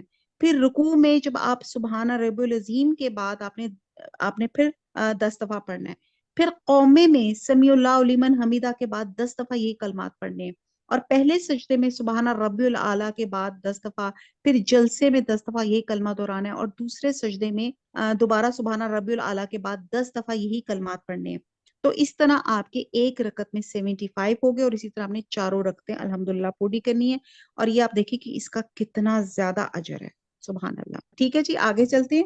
بہرحال بہت سی چیزیں ہمیں پتہ ہیں، اور اسی پہ ہم دیکھتے ہیں کہ یہ وہ مہینہ ہے، آپ سے فرمایا کہ صبر کا مہینہ ہے، اور صبر کا بدلہ جنت ہے۔ اچھا جی، اب ہم دیکھتے ہیں کہ یہ جو الحمدللہ رمضان آنے والا ہے، اس کے کچھ ہمیں کاموں کا تقاضا کرتا ہے۔ اگرچہ ہم زندگی میں کئی رمضان گزار چکے ہیں، اور ان میں سے بہت سے کام ہم کرتے بھی ہیں، لیکن اس تعلیم سے اور یہ جو ہمارے ریفریشر کورس ہوتا ہے، یہ جو استقبال رمضان ہے، اس سے ہماری وہ چیزیں جو ہے نا وہ ایک تازہ ہو جاتی ہے، ایمان تازہ ہو جاتا ہے۔ جیسے آپ دیکھیں کہ آپ نے جو کپڑے سال کے بعد استعمال کرنے ہوتے ہیں آپ اس کو ہوا لگاتے ہیں نا جیسے فریش ایئر ہو جائے. آپ اگر تھوڑی دیر بعد اپنے سال بعد گھر میں داخل ہوں گے تو آپ کیا کریں گے؟ سب سے پہلے گھر جا کے کھڑکیاں دروازے کھول دیتے ہیں تاکہ فریش ایئر جو ہے وینٹیلیشن ہو جائے, گھر صاف ستھرا ہو جائے. اور یہ گھر وہ ہوتا ہے جو آپ نے آلریڈی پہلے بھی صاف رکھا ہوتا ہے. اور پھر ویسے بھی آپ دیکھتے ہیں کہ عید سے پہلے بھی خاص طور پہ لوگ بڑی صفائیاں جناب کرٹن سلوا رہے ہیں, آپ کارپیٹ واش کروا رہے ہیں, ڈیپ کلیننگز کروا رہے ہیں. تو یہی ایگزیکٹلی حال ہمارے دل کا ہوتا ہے. یہ اندر کا گھر ہے, اس میں بھی کھڑکیاں کھولنے کا تقاضا ہوتا ہے کہ ہم آنکھ, کان, دل, دماغ اس طرح کھولیں اور پھر سے یہ تعلیم اللہ کے رسول کی یہ باتیں ہمارے اندر آئیں کہ ہم وہ عمل بھی کریں اچھی نیت کے ساتھ, خوشی کے ساتھ, توجہ کے ساتھ, شوق کے ساتھ, جذبے کے ساتھ. اس کو کہتے ہیں تزکیہ, اپنے آپ کو پاک اور صاف کرنا ہے. کیونکہ اللہ تعالیٰ اس مہینے میں بندوں کا شوق دیکھتا ہے اور اس شوق کی وجہ سے فرشتوں پہ فخر کرتا ہے کہ دیکھو میرے بندے نیکی اور بھلائی کے کاموں میں کس طرح آگے بڑھ رہے ہیں اور کس طرح دوڑ دوڑ کر نیکی کر رہے ہیں. تو گویا اللہ کے فضل سے نیکیوں کے موسم بہار رمضان کی آمد ہے. تو رمضان کیا ہے؟ آپ صلی اللہ علیہ وسلم کے الفاظ اور آپ کی تعلیمات کے مطابق برکت والا مہینہ, عظمت والا مہینہ, مبارک مہینہ, صبر والا مہینہ, ایک دوسرے سے ہمدردی کرنے والا مہینہ, رحمت کا مہینہ, مغفرت کا مہینہ, جہنم سے آزادی کا مہینہ اور نزول قرآن کا مہینہ. رمضان وہ مہینہ جس میں قرآن پاک اتارا گیا, لوگوں کے لیے ہدایت, حق اور باطل اور ہدایت کے درمیان فرق کرنے والی نشانیاں رکھنے والا. آپ دیکھیں کہ اس میں ایک لیلۃ القدر بھی آتی ہے جس کو آخری عشرے میں آتی ہے, اور لیلۃ القدر 1000 مہینوں سے زیادہ بہتر رات ہے. اور 1000 مہینوں کو اگر گنا جائے تو تقریباً 83 ایئرز اور کچھ راؤنڈ اباؤٹ میرے خیال سے 4 مہینے بنتے ہیں. تو ایک انسان کی ایوریج عمر عموماً 80 سال نہیں ہو پاتی. تو گویا ایک انسان اگر ایک لیلۃ القدر اس کو مل جاتی ہے, اس کو نیکی کی توفیق مل جاتی ہے, تو وہ کسی دوسرے شخص کی عمر بھر کی نیکیوں کے برابر ہو سکتی ہے. تو آج کے دن میں اور آپ اس لیے جمع ہوئے ہیں کہ ہم ان تمام باتوں کو جو ہم پہلے سے جانتے ہیں ہم ان کو دوبارہ سے دہرا لیں, اپنے ذہن میں ترتیب بنا لیں, اپنی سوچ کو زندہ کر لیں, اپنی نیت کو خالص کر لیں کہ اس رمضان میں ہم نے کرنا کیا ہے. سب سے پہلی بات, اس مہینے کی قدر جانیں. اس مہینے کی قدر کس طرح ہے کہ جیسے حضرت حضور صلی اللہ علیہ وسلم کا جو ایک خطبہ تھا کہ جس میں حضرت حضور صلی اللہ علیہ وسلم نے فرمایا کہ جب رمضان کی پہلی رات آتی ہے تو شیطان اور اس کے سرکش جن باندھ دیے جاتے ہیں, جہنم کے سارے دروازے بند کر دیے جاتے ہیں, ان میں سے کوئی ایک دروازہ بھی کھلا نہیں رکھا جاتا, اور جنت کے سارے دروازے کھول دیے جاتے ہیں. اس سے ہم دیکھیں کہ کتنا اہتمام ہو رہا ہے عرش پہ بھی. تو اللہ تعالیٰ نے اور زمین پر نیکیوں کا موسم بہار آتا ہے اور وہاں بھی اس کی قدردانی میں خاص اہتمام ہو رہا ہے. اور ایک منادی کرنے والا اعلان کرتا ہے, اے نیکی کے طلبگار آگے بڑھو, اور اے برائیوں کے کرنے والے رک جاؤ. اور رمضان کی ہر رات کو اللہ تعالیٰ لوگوں کو جہنم سے آزاد کرتے ہیں. تو آپ یہ دیکھتے ہیں کہ قیامت کے 50,000 سال کے دن کی پیاس سے بچ سکیں گے. کیسے؟ جب ہم رمضان المبارک کا ایک روزہ رکھیں گے تو آپ کو 15 گھنٹے کے روزے میں سے تقریباً 14 گھنٹے پیاس برداشت کرنی پڑے گی, اور 14 گھنٹے کے تقریباً 50,000 سیکنڈ بنتے ہیں. اور اس اعتبار سے آپ صرف 1 سیکنڈ پیاس برداشت کر کے انشاءاللہ تعالی قیامت کی شدید ترین گرمی کے 1 سال کی پیاس سے بچ سکیں گے. اور ابھی کروڑوں میل دور سورج کی گرمی ناقابل برداشت ہے, پھر قیامت کے دن تو سورج سر پہ ہوگا, اور اس دن گرمی اور پیاس سے بچنے اور آپ صلی اللہ علیہ وسلم کے دستے مبارک سے ٹھنڈا میٹھا آب کوثر پینے, عرش کا سایہ پانے کے لیے چند گھنٹے پیاس برداشت کرنا کیا مشکل ہے. تو بہرحال اگر ہماری اللہ تعالیٰ نے زندگیوں میں یہ رمضان اللہ تعالیٰ نے ہماری نصیب میں ہے تو یہ سوچیں, اس کو اس طرح سے اس کی تیاری کریں کہ جیسے سوچیں کہ یہ ہماری متاع عزیز ہے. سمجھیں یہ شاید ہمارا آخری رمضان ہے, کیونکہ کسی کو نہیں پتا کہ میں اگلے رمضان تک ہم لوگ اس رمضان کو اس برکات کے ہمیں دوبارہ یہ مل سکتی ہیں کہ نہیں. اور پھر ہم دیکھتے ہیں کہ اس میں ہم کوشش کریں کہ آپ قرآن کی بہت زیادہ تلاوت کریں. ایک بار قرآن پاک پڑھنے پر عام دنوں میں 30 لاکھ سے زائد نیکیاں ملتی ہیں. جبکہ اللہ جل شانہ کے دربار میں آپ کی تلاوت قبول ہو جائے تو آپ یہ دیکھیں کہ خربوں گناہ بھی معاف ہو جاتے ہیں۔ تو رمضان میں نیکیاں کس پیمانے پہ اللہ تعالیٰ بڑھاتے ہیں؟ ایک حدیث میں ہے کہ رمضان المبارک میں عمرہ کرنے کا ثواب رسول صلی اللہ علیہ وسلم کے ساتھ حج کرنے کے برابر ہے۔ تو آپ خود اندازہ لگائیں کہ رمضان میں ختم قرآن پاک کا کتنا ثواب بڑھ جائے گا اور آپ کو خربوں نیکیاں کمانے کا موقع مل جائے گا۔ تو بہرحال جیسے کچھ لوگوں کا ایک ہوتا ہے اصول کہ وہ جو ہے رمضان میں الحمدللہ عمرے کی سعادت حاصل کر لیتے ہیں، تو آپ دیکھیں کہ وہ بھی ایک خوبصورت ایک کام ہے۔ اگر ہماری اللہ سے یہیں پہ دعا کرتے ہیں کہ اللہ تعالیٰ مجھے اور ہم سب کو بار بار حج اور عمرے کی اللہ تعالیٰ سعادت نصیب فرمائے، اور قرآن جو ہے اس کے جو 5 حق ہیں وہ ادا کریں۔ قرآن کے جو 5 حق ہیں، نمبر 1 قرآن پر ایمان لانا، نمبر 2 اس کی تلاوت ترتیل اور تجوید کے ساتھ کرنا، نمبر 3 اس پہ غور و فکر کرنا، اس پہ سمجھنا، نمبر 4 اس پہ عمل کرنا، نمبر 5 ابلاغ، یہ نہیں کہ اللہ کے پیغام کو اللہ کے بندوں تک اور آگے پہنچانا۔ تو انشاءاللہ تعالی ہم دیکھتے ہیں کہ دورہ قرآن کیوں یہ سوال آتا ہے۔ یہ ایکچولی حضور صلی اللہ علیہ وسلم کی سنت ہے، اس سنت کو ریوائیو کرنے کے لیے ہم دورہ قرآن کرتے ہیں کہ آپ صلی اللہ علیہ وسلم ہر رمضان میں دورہ قرآن کیا کرتے تھے حضرت جبرائیل علیہ السلام کے ساتھ، اور آپ نے جو آخری آپ کی زندگی کا جو رمضان تھا اس میں آپ نے 2 دفعہ دورہ قرآن کیا تھا۔ تو رمضان المبارک کا چاند نظر آتی پہلی رات سے اس اہتمام سے تراویح عبادت کا احترام کریں کہ آج کی رات میرے لیے جہنم کی آگ سے آزادی کا فیصلہ ہوا۔ اور کہتے ہیں کہ اللہ تعالیٰ رمضان المبارک کے ہر دن اور رات میں جہنم سے لاکھوں لوگوں کو آزادی دیتے ہیں۔ اب آپ کے پاس جہنم کی آگ سے آزادی پانے کے لیے 60 سنہری موقع ہیں، یعنی کہ آج رمضان کی رات اللہ کی خوشنودی کے مطابق گزر گئی تو ہمیشہ کی جہنم سے آزادی، اور آج کے دن کا روزہ اس کی پابندیوں کے عین مطابق گزرا اور اللہ کی رضا حاصل کر لی تو انشاءاللہ تعالی ہمیشہ ہمیشہ جہنم کی آگ سے آزادی ہے۔ پھر آپ یہ دیکھیں کہ ہم دیکھتے ہیں کہ حضور صلی اللہ علیہ وسلم کے رمضان میں کیا معمولات تھے۔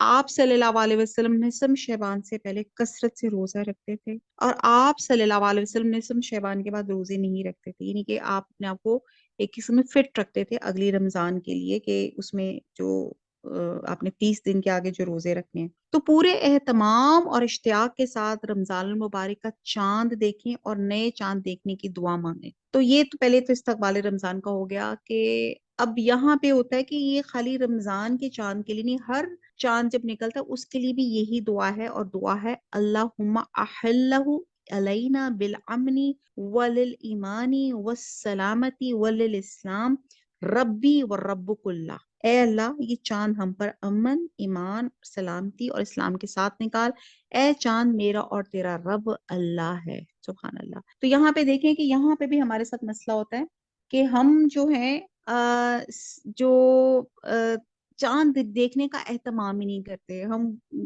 جس کو کہتے ہیں سستیوں سے اپنے لاؤنجز سے باہر ہی نہیں نکلتے، اچھا نکل گیا، اچھا چاند آ گیا۔ اگر ہم تھوڑی دیر پہلے کا وقت کا زمانہ کریں تو ہم کتنے شوق کے ساتھ مجھے یاد ہے کہ ایک پراپر اہتمام ہوتا تھا، ایک سارٹ آف سرمنی ہوتی تھی کہ یار چاند دیکھنا ہے، باقاعدہ اہتمام کے ساتھ ہم لوگ اوپر چڑھتے تھے اور چاند کو دیکھتے تھے اور خوشی کا اظہار کرتے تھے۔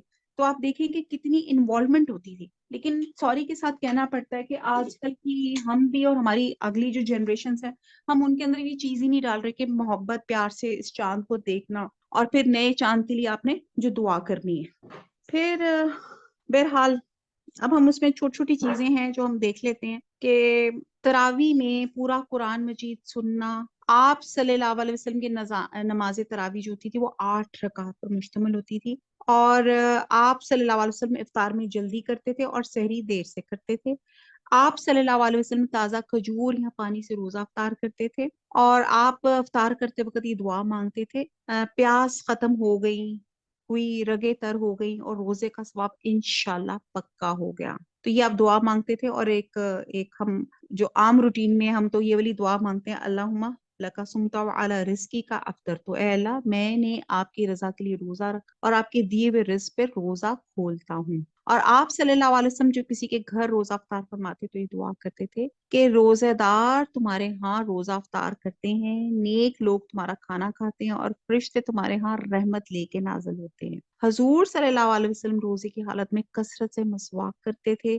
رمضان میں حضور صلی اللہ علیہ وسلم کثرت سے تلاوت قرآن، انفاق فی سبیل اللہ کرتے تھے، نماز تہجد پڑھتے تھے، اور آپ کی رمضان میں سخاوت اور بڑھ جاتی تھی۔ تو اللہ سے دعا ہے کہ اللہ تعالیٰ ہمیں اس رمضان میں کثرت سے نیکیاں کرنے اور برائیوں سے بچنے کی توفیق عطا فرمائے، اور اللہ کے قریب ہونے کے اللہ تعالیٰ ہمارے راستے کر دے۔ اور ہم دیکھیں ہم ہر چیز کے لیے بھاگتے ہیں، تو ہم نے دیکھنا ہے کہ کیا ہم ہدایت کے لیے بھاگتے ہیں، ہم باقی تمام کاموں میں کتنے ویجیلنٹ ہوتے ہیں اور بڑے پرفیکٹ طریقے سے ہر چیز کو جو ہے سر انجام دیتے ہیں۔ تو بہرحال اب ہم نے جو رمضان ہم نے کرنا ہے، تھوڑا سا اپنے آپ کو آرگنائز کر لینا ہے۔ جیسے ابھی جیسے آپ رمضان سے پہلے اپنے گھر کی جو بھی ہے ایک پراپر ایک صفائی شفائی کر لیں۔ صفائی کا مطلب ہے کہ اپنی تمام چیزوں کو ان کو آرگنائز کر لیں، تاکہ جب آپ نے، کیونکہ یہ ایک مہینہ ہے جس میں ہم نے فل فوکسڈ ہونا ہے اللہ کے سبحانہ تعالیٰ کے ساتھ، تو اس کے لیے بھی جو کرنے کے کام جو ہیں استقبال رمضان سے پہلے پہلے کوشش کریں کہ آپ کا جو راشن ہے وہ اپنا سارا اپنا رکھ لیں، اور خاص طور پہ آپ کے ملازمین اور زیر کفالت افراد کے لیے آپ عید کے کپڑے یا واٹ ایور جو بھی ہے ان کی جو راشن ہے وہ تمام چیزوں کو آپ پہلے ہی لے لیں، اور صدقہ خیرات کے لیے جو ہے رقم وہ بھی علیحدہ کر لیں، اور یہ بھی ذہن میں رکھ لیں کہ کس کو آپ نے کتنا دینا ہے اور کب دینا ہے۔ اور روزمرہ کاموں کی آپ فہرست بنا لیں، مطلب جیسے قرآن مجید کی تلاوت کرنا، اس کو حفظ کرنا، نوافل پڑھنا، ذکر کرنا، دعا کرنا، صدقہ وغیرہ، یہ تمام ان چیز کے آپ گولز بنا لیں، اور پراپر اس کی پلاننگ کریں کہ میں نے کس کس طرح سے کرنا ہے، جیسے کہ کرنا کیا ہے اور کب کرنا ہے، گولز کو ٹائم کے ساتھ باؤنڈ کر لیں۔ جیسے فجر سے طلوع شمس تک نماز فجر پڑھنی ہے، قرآن مجید پڑھنا ہے، صبح کے اذکار کرنے آپ نے، پھر اسی طرح طلوع شمس سے ظہر تک اشراق اور چاش کے نوافل ہیں، پھر جو بھی ہے یہ خیر آپ کو سب کو پتہ ہی ہوگا کہ جو سب کچھ جو بھی کرنا ہے۔ بہرحال ہم نے قرآن سے دوستی کرنی ہے، یاد رکھیں ہم نے قرآن کو اپنا بہترین دوست بنانا ہے۔ آپ کو پتہ ہے جب انسان فوت ہو جاتا ہے سب چیزیں یہیں پہ رہ جاتی ہیں، دو چیزیں انسان کے ساتھ جاتی ہیں، کیا؟ ایک اس کے نیک اعمال، اور وہ جو قرآن اس نے پڑھا ہوتا ہے۔ قرآن قبر میں آپ کا ساتھی، آپ کا فرینڈ بن کے رہتا ہے، آپ کا وکیل بنتا ہے، تو روزہ قیامت صرف یہ وکیل یہی آپ کا ساتھ دے گا، اور باقی تو آپ کا جو مال ہے وہ تو وارثوں کا ہی ہوگا۔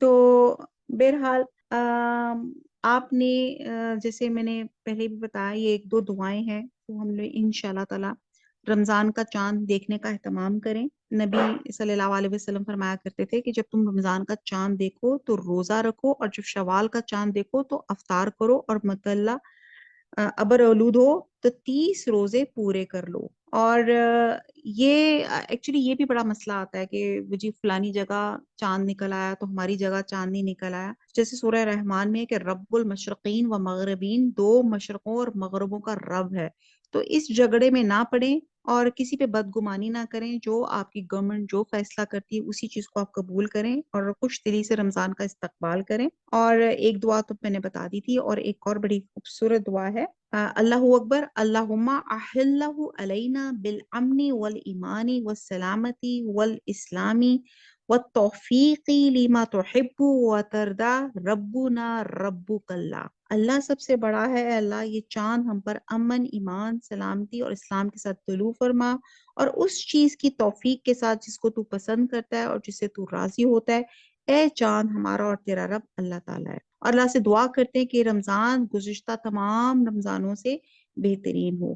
تو بہرحال آپ اس رمضان میں انٹر ہونے سے پہلے تو توبہ استغفار کریں، اور کوئی جیسے کہتے ہیں حقوق العباد بہت امپورٹنٹ ہے، سوچیں کہ کون بندہ آپ سے ناراض ہے، کون کسی کے ساتھ دل آزاری ہوئی ہے، تو سب سے پہلے تو فارگیونیس کے ساتھ دوسروں کو معاف کریں، دوسروں سے معافی مانگیں، اور پھر اس طرح سے آپ اس ایک رمضان میں انٹر ہوں، اور دعا کریں کہ کوئی رکاوٹ یا پریشانی نہ ہو تاکہ عبادت جو ہے بہترین کر سکیں۔ عافیت کے ملا سے دعا مانگتے ہیں۔ اور اچھا جی، اب اس میں چھوٹے چھوٹے ہم چیزیں دیکھتے جاتے ہیں کہ ہم یہ تو چیز ہمیں سب کو پتا ہے کہ خالی اپنے آپ کو بھوک پیاس میں رکھنا، یہ آپ کا روزہ نہیں ہے. روزہ اپنے آپ کو گناہوں سے بچانا بھی ہے.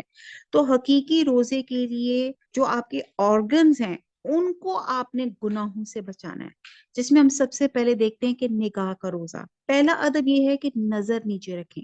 جن چیزوں کو طرف نظر ڈالنا اللہ تعالیٰ کو ناپسند ہے ان کی طرف نگاہ نہ جائے، اور جن چیزوں کو دیکھنے سے دل بھٹکتا ہو، اللہ کی یاد سے غفلت طاری ہو، تو ان کو مت دیکھیں. حضور صلی اللہ علیہ وسلم نے فرمایا کہ نظر ڈالنا ایسی چیزوں پہ جن سے اللہ تعالیٰ نے روکا ہے شیطان کے تیروں میں سے ایک زہر میں بجھا ہوا تیر ہے. جو کوئی اللہ کے خوف سے نگاہ بد سے رک جائے تو اللہ تعالیٰ اس کے دل میں ایمان کی حلاوت کو بڑھا دے گا. اور حضور صلی اللہ علیہ وسلم نے فرمایا کہ 5 چیزیں ایسی ہیں جن سے روزہ ٹوٹ جاتا ہے. ایک جھوٹ، دوسرا غیبت، تیسرا چغلی، چوتھے جھوٹی قسم کرنا، اور 5ویں شہوت کی نظر. تو اس میں یہ تو ویسے عام رمضان میں بھی تمام چیزیں بہت بری ہیں، لیکن رمضان میں تو آپ سوچیں کہ آپ کا روزہ ہی جو ہے وہ آپ کا ٹوٹ جاتا ہے. تو اپنے آپ کو ان تمام برائیوں سے اپنے آپ کو بچا کے رکھیں. اور دوسرا، نکاح کے بعد آ جاتا ہے زبان کا روزہ.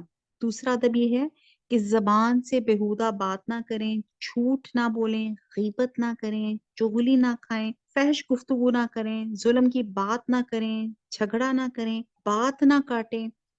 زبان کا روزہ یہ ہے کہ خاموش رہیں اور ان گناہوں سے بچیں، اور اسے اللہ کی یاد، ذکر اور تلاوت قرآن میں مشغول رکھیں. یعنی کہ زبان کا یہ روزہ ہے کہ اس میں سے ذکر ہو. اور سفیان سوری کہتے ہیں کہ غیبت سے روزہ ٹوٹ جاتا ہے. مجاہد نے کہا کہ 2 چیزوں سے روزہ ٹوٹ جاتا ہے، ایک غیبت اور دوسرے جھوٹ. حضور صلی اللہ علیہ وسلم نے فرمایا روزہ ڈھال ہے گناہوں سے بچاؤ کے لیے. تم میں سے کوئی روزے سے ہو تو فحش بات نہ کرے، نہ بد کلامی اور فضول گوئی کرے، نہ چیخے چلائے، اور اگر کوئی گالی دے یا لڑنے پہ اترائے تو کہہ دے کہ میں روزے میں ہوں. ایک حدیث میں آتا ہے کہ حضور صلی اللہ علیہ وسلم کے زمانے میں 2 عورتوں نے روزہ رکھا. دن گزرنے کے ساتھ بھوک اور پیاس کی شدت سے ان کی حالت کچھ خراب ہو گئی، اور انہوں نے حضور صلی اللہ علیہ وسلم کی خدمت میں آدمی بھیجا اور افطار کی اجازت طلب کی. آپ نے اس آدمی کو ایک پیالہ دیا اور ارشاد فرمایا کہ ان دونوں سے کہنا کہ جو کچھ تم نے کھایا ہے اس پیالے میں کہہ کر دو. ایک عورت نے کہہ کی تو آدھا پیالہ تازہ گوشت خون سے بھر گیا. دوسری نے کہہ کی تو پیالہ پورا بھر گیا. لوگوں کو بہت تعجب ہوا. حضور صلی اللہ علیہ وسلم فرمایا کہ ان دونوں نے اس غذا سے تو روزہ رکھا جو اللہ نے حلال کی، اور جو چیز اس نے حرام کی اسے کھاتی رہی. اور ایک دوسرے کے پاس بیٹھی تو دونوں نے لوگوں کی غیبت شروع کر دی، اور دونوں نے لوگوں کا جو گوشت کھایا تھا وہی گوشت پیالے میں تھا. اب آپ یہ دیکھیں کس قدر گناہ ہے. غیبت ہم نے پڑھا ہے کہ کیا ہے، جیسے کہ آپ اپنے مردے بھائی کا گوشت کھانا، اور یہ تو ہمیں لگتا ہے کہ شاید یہ جائز ہے، ہم اپنا کتھارسس نہ کریں، ہمارے ذہن میں یہ چیز آ جاتی ہے. تو بہرحال اپنے آپ کو بچا کے رکھیں ان تمام کاموں سے. پھر ہم دیکھتے ہیں کان کا روزہ. اب تیسرا ادب ہے کہ کانوں کو بری بات سننے سے روکیں. جن باتوں کا زبان سے نکالنا حرام ہے ان کا سننا بھی حرام ہے. اسی وجہ سے اللہ تعالیٰ نے کانوں سے جھوٹ سننے والے اور حرام کا مال کھانے والوں کا ذکر کے ساتھ فرمایا ہے. سورہ مائدہ میں آتا ہے یہ کان لگا کر جھوٹ سننے والے اور حرام کا مال کھانے والے ہیں. اور اسی طرح ایک اور جگہ سورہ مائدہ میں فرمایا کہ کیوں ان کے علماء اور مشائخ انہیں گناہ کی بات کہنے اور حرام کھانے سے روکتے نہیں ہیں. تو غیبت سننا اور خاموش رہنا بھی حرام ہے. اللہ تعالیٰ فرماتا ہے پھر تو تم بھی انہی کی طرح ہوئے. اس لیے رسول صلی اللہ علیہ وسلم فرمایا کہ غیبت کرنے والا اور سننے والا دونوں گناہ میں برابر کے شریک ہیں.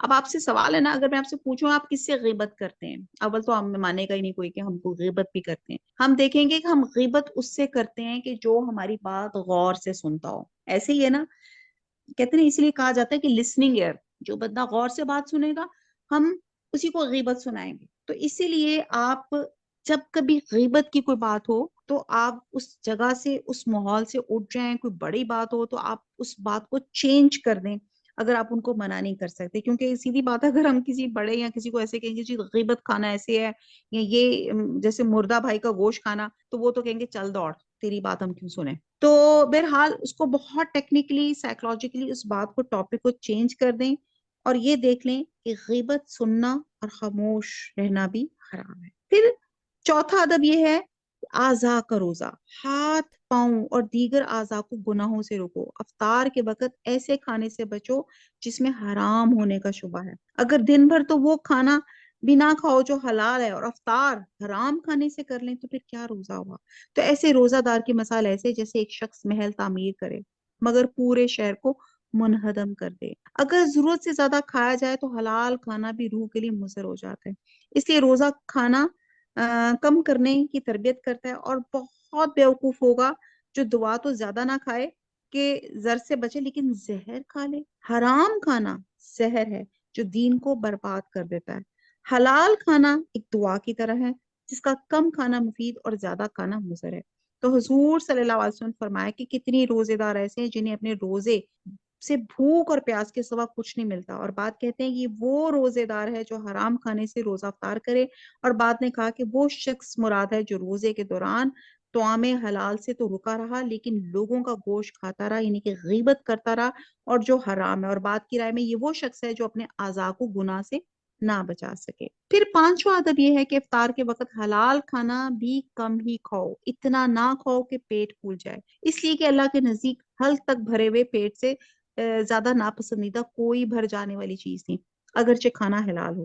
شیطان پہ غالب آنے اور شہوت کا زور توڑنے میں روزے سے کیا مدد ملے گی؟ اگر روزہ دار افطار کے وقت دن بھر کی بھوک پیاس کی تلافی کر دے اور ایک ہی وقت میں اتنا کھانا کھا لے کہ جتنا دن بھر میں کھاتا ہے۔ آپ یہ دیکھیں، اسی لیے کہا جاتا ہے جیسے اگر آپ مغرب کے وقت جب آپ کا افطار کرتے ہیں اور جب آپ بہت زیادہ کھا لیتے ہیں تو آپ دیکھتے ہیں کہ آپ کے لیے دوبارہ سے آپ کے لیے تراویاں پڑھنا، نماز پڑھنا کتنا دوبھر ہو جاتا ہے۔ تو ظاہر ہے روزے کا مقصد تو خالی پیٹ رہنا اور خواہش نفس کو قابو میں رکھنا ہے تاکہ نفس میں تقوی پیدا ہو۔ اب اگر کوئی صبح سے شام تک معدہ خالی رکھے گا، لذیذ کھانوں سے پیٹ بھر لے گا تو نفس کی خواہشات اور لذتیں دوبالا ہو جائے گی، اور پھر ایسی خواہشات بھی بیدار ہو جائیں گی جو روزہ نہ رکھتا تو نہ روزہ نہ رکھتا تو نہ ابھر۔ بہتر یہ ہے کہ رات بھی اپنا پیٹ خالی رکھیں تاکہ تہجد اور دیگر وظائف میں آسانی ہو، شیطان دل کے پاس نہ آئے۔ اچھا جی، اب آپ یہ دیکھیں کہ چھٹا ادب یہ ہے کہ روزہ افطار کرتے کے وقت خوف اور رجا کی کیفیت ہو۔ کیسے؟ رجا کیا ہوتی ہے؟ امید، اللہ سے بہترین امید ہو کہ اللہ تعالیٰ اس کا روزہ قبول فرمائے گا، اسے مقربین میں شامل کرے گا، اور ساتھ اس کو یہ بھی ڈر ہوگا شاید اس کا روزہ قبول نہ کیا جائے اور وہ اللہ کے غضب کا مستحق ٹھہرے۔ اور یہ وہ رازوی کے 6 آداب ہے جن کو ملوث خاطر رکھ کے روزہ حقیقی معنوں میں حقیقی روزہ ہوتا ہے۔ ابو دردہ کہتے ہیں کہ عقل مند آدمی کا سونا اور روزہ نہ رکھنا بھی خوب ہے، اور بیوقوف آدمی کا روزہ رکھنا اور جاگنا بھی برابر ہے، کہ یقین اور تقوی کے ساتھ ذرا برابر عبادت غلط کاریوں کے ساتھ کی ہوئی پہاڑ کے برابر عبادت سے افضل ہے۔ اور بعض علماء کہتے ہیں کہ بہت سے روزہ دار حقیقت بے روزہ ہوتے ہیں اور بہت سے بے روزہ روزدار۔ بے روزہ روزدار وہ ہیں جو کھاتے پیتے تو ہیں مگر اپنے اعضاء کو گناہوں سے محفوظ رکھتے ہیں، اور روزہ دار بے روزہ وہ ہیں جو کھانے پینے سے تو رک جاتے ہیں لیکن اپنے اعضاء کو گناہوں سے نہیں روکتے۔ تو حضور صلی اللہ علیہ وسلم نے فرمایا کہ روزہ ایک امانت ہے، ہر ایک کو اپنی امانت کی حفاظت کرنی چاہیے۔ اور پھر آپ نے یہ آیت پڑھی تھی سورہ نساء کی کہ اللہ تمہیں حکم دیتا ہے کہ امانتیں اہل امانت کے سپرد کر دو، تو اپنے دست مبارک کو اپنے کان اور آنکھ پہ رکھا اور فرمایا کہ کان سے سننا اور آنکھ سے دیکھنا بھی امانت ہے۔ تو بہرحال اب ہم دیکھ لیتے ہیں ایک کوئک ریویو ساتھ ساتھ دیکھ لیتے ہیں کہ سب سے پہلے تو آپ نے رمضان کا اہتمام، جو چاند دیکھنے کا اہتمام کرنا ہے، پھر اس کے بعد ہم نے سب سے افضل جو یہاں پہ عبادت ہے وہ ہے آپ کا روزہ رکھنا، اور یہ بھی جو ہماری جتنی بھی تک بحث چلی وہ یہی تھی کہ روزہ کیسے رکھا جائے کہ اپنے اعضاء کو تمام چیزوں سے، گناہوں سے اپنے آپ کو جو ہے بچایا جائے، اور روزہ نفس کو اللہ کی اطاعت کا پابند بنا دیتا ہے۔ اور یہاں پہ حضور صلی اللہ علیہ وسلم فرماتے کہ سحری کھاؤ کیونکہ سحری کھانے میں برکت ہے، اور ایک جگہ آپ نے یہ بھی فرمایا تھا کہ آؤ مبارک کھانا کھا لو۔ تو بہرحال روزے دار کو 2 خوشیاں حاصل ہوتی ہیں، ایک وقت اس وقت جب وہ افطار کرتا ہے تو خوشی محسوس کرتا ہے، اور دوسرا جب وہ اپنے رب سے ملاقات کرے گا تو روزے کا ثواب دیکھ کے خوش ہوگا۔ اور اسی لیے سب سے اور کہتے ہیں کہ کھجور بہترین سحری ہے، اور یہ ہے کہ سب سے بہترین عبادت ظاہر رمضان میں روزے کی ہے۔ اللہ تعالیٰ ہمیں توفیق دے کہ ہم ایسا روزہ رکھ سکیں کہ جو اللہ تعالیٰ جس سے راضی ہو جائیں۔ پھر دوسرا ہم دیکھتے ہیں کہ یہ ایک اس کے بعد یہ ہے کہ روزہ اور سحری رکھوانا، یعنی کہ افطاری اور سحری کا اہتمام کریں، خود بھی کھائیں اور دوسروں کو بھی کھلائیں۔ اور آپ کو پتہ ہے کہ اس سے آپ کی بھی جو ہے کمی نہیں ہوگی، اور جتنے لوگوں کو آپ سحری یا روزہ کروائیں گے آپ کو اتنا برابر کا ثواب ملے گا، اور آپ کے اجر میں بھی کمی نہیں ہوگی۔ اور ضروری نہیں ہے کہ آپ بہت کو لیوش قسم کی دعوتیں کریں، کسی کو پانی کا گھونٹ پلا دیا، کسی کو کھجور کھلا دی، تو بھی آپ کا جو ہے روزہ آپ کسی کا افطار کے برابر ہی آ جاتا ہے۔ اور پھر اس کے بعد تلاوت قرآن آپ پڑھیں، اور تلاوت قرآن میں خوف اور امید کے ساتھ رکھیں کہ ربنا تقبل منا، کہ اللہ تعالیٰ میں جو کچھ پڑھ رہا ہوں اللہ تعالیٰ اس کو قبول فرما دے۔ پھر ہم نے پڑھا کہ اس میں یہ ہے کہ رمضان میں عمرے کی بھی بہت زیادہ جو ہے ثواب ہے۔ اور پھر اس میں ہم نے یہ بھی ہم نے دیکھنا ہے کہ دعاؤں کی بہت زیادہ فضیلت ہے، اور دعاؤں میں ہم دیکھتے ہیں کہ بہت سے جو ہیں اوقات ہیں دعائیں پڑھنے کے، کہ دعا جو ہے عبادت کا مغز ہے، اور اللہ تعالیٰ کو بہت پسند ہے کہ اللہ سے مانگا جائے، کہتے ہیں جوتے کا تسمہ بھی ٹوٹ جائے تو بھی اللہ تعالیٰ سے مانگیں۔ پھر اس کے بعد ہم یہ دیکھتے ہیں کہ اپنی نیت اور ارادے کو خالص کر لیں، اور نیت کیا ہو؟ اللہ کی رضا۔ اور میں نے کیا کرنا ہے؟ 3 چیزیں جو ہم نے اپنے اندر پتا ہے کہ نہیں، لعلکم تتقون، لعلکم یرشدون، لعلکم، جی تیسرا کیا ہوگا؟ تشکرون۔ ٹھیک ہے جی، تو یہ تمام چیزیں جو ہیں ہم لوگوں نے اپنے اندر 3 یہ چیزیں پیدا کرنی ہے۔ پھر اپنا قرآن سے جو ہے وہ آپ نے اسٹرانگ کرنا ہے اپنا تعلق، اللہ کی نافرمانی سے بچنا ہے۔ یہ جو میں نے ابھی آپ کے ساتھ 6 آداب بتائے اپنے باڈی آرگنز کو، ہاتھ، منہ، ناک، اپنے تمام چیزوں کو آپ نے جو ہے اللہ جو ہے کی نافرمانی سے اپنے آپ کو بچانا ہے۔ پھر نیکی کی جستجو کرنی ہے، حقوق اللہ اور حقوق العباد جو ہے وہ نبھانے کی کوشش کرنی ہے، قیام لیل کرنا ہے۔ اور پھر خاص طور پہ اس میں جو شب قدر ہے جو ہے اس پہ جو آخری عشرے میں جو ہماری آتی ہیں طاق راتیں، اس میں ہم نے شب قدر کو ڈھونڈنا ہے۔ اور اس میں شب قدر میں جو ایک دن کی عبادت ہے وہ آپ نے بھی پڑھا، میں 1000 راتوں سے زیادہ اس کی فضیلت ہے۔ اور پھر انفاق فی سبیل اللہ، جتنا بھی آپ نے ابھی سے پراپر اہتمام کرنا ہے۔ ایک ہوتا ہے زکوٰۃ دینا جو آپ کی کمپلسری پیمنٹ ہے، اور ایک ہوتے ہیں صدقات کرنا، وہ ایک جو آپ کے پاس آپشنل ہوتی ہے، اور آپ کو پتا ہے کہ صدقہ جو ہے آپ کی بلاؤں سے آپ کو محفوظ رکھتا ہے۔ تو آپ نے پراپر آپ نے اپنا ایک خرچہ یا کوئی ایک جگہ سے اپنے والیٹ میں یا ایک جگہ آپ نے ایسے بنا کے رکھنی ہے کہ جس میں آپ نے دونوں چیزوں کا اہتمام کرنا ہے، کہ اپنی زکوٰۃ بھی پراپر نکالنی ہے اور صدقات کا بھی اہتمام کرنا ہے۔ اور پھر اپنا تزکیہ نفس کرنا ہے، تزکیہ مال بھی کرنا ہے، لوگوں کی مدد کرنی ہے، اور جس طرح بھی جس کو کہتے ہیں نا کہ آپ نے اس اپنے ٹائم کو بہترین سے بہترین استعمال کرنا ہے۔ اچھا، یہاں پہ ہم عورتوں کے یہ بھی بڑا گلا شکوہ ہوتا ہے کہ وائی می، یہ میں ہی سحری بناؤں، میں ہی افطاری کروں، باقی لوگوں کے ہاتھ پاؤں ٹوٹے ہوئے ہیں وہ کیوں نہیں کام کرتے؟ تو یاد رکھیں کہ جب آپ سحری اور افطار بنائیں اس جذبے سے بنائیں کہ اللہ تعالیٰ نے آپ کو چن لیا۔ اللہ تعالیٰ تو اتنا رحیم اور کریم ہے کہ آپ اپنی سحری بنا رہی ہیں، آپ اٹھتی ہیں، آپ تہجد کے بعد فوراً کچن میں چلی جاتی ہیں، اپنے منہ کو اذکار کے ساتھ رکھیں، سبحان اللہ و بحمدہ سبحان اللہ العظیم۔ آپ یہ سوچیں کہ جب آپ نے ایک دفعہ یہ پڑھا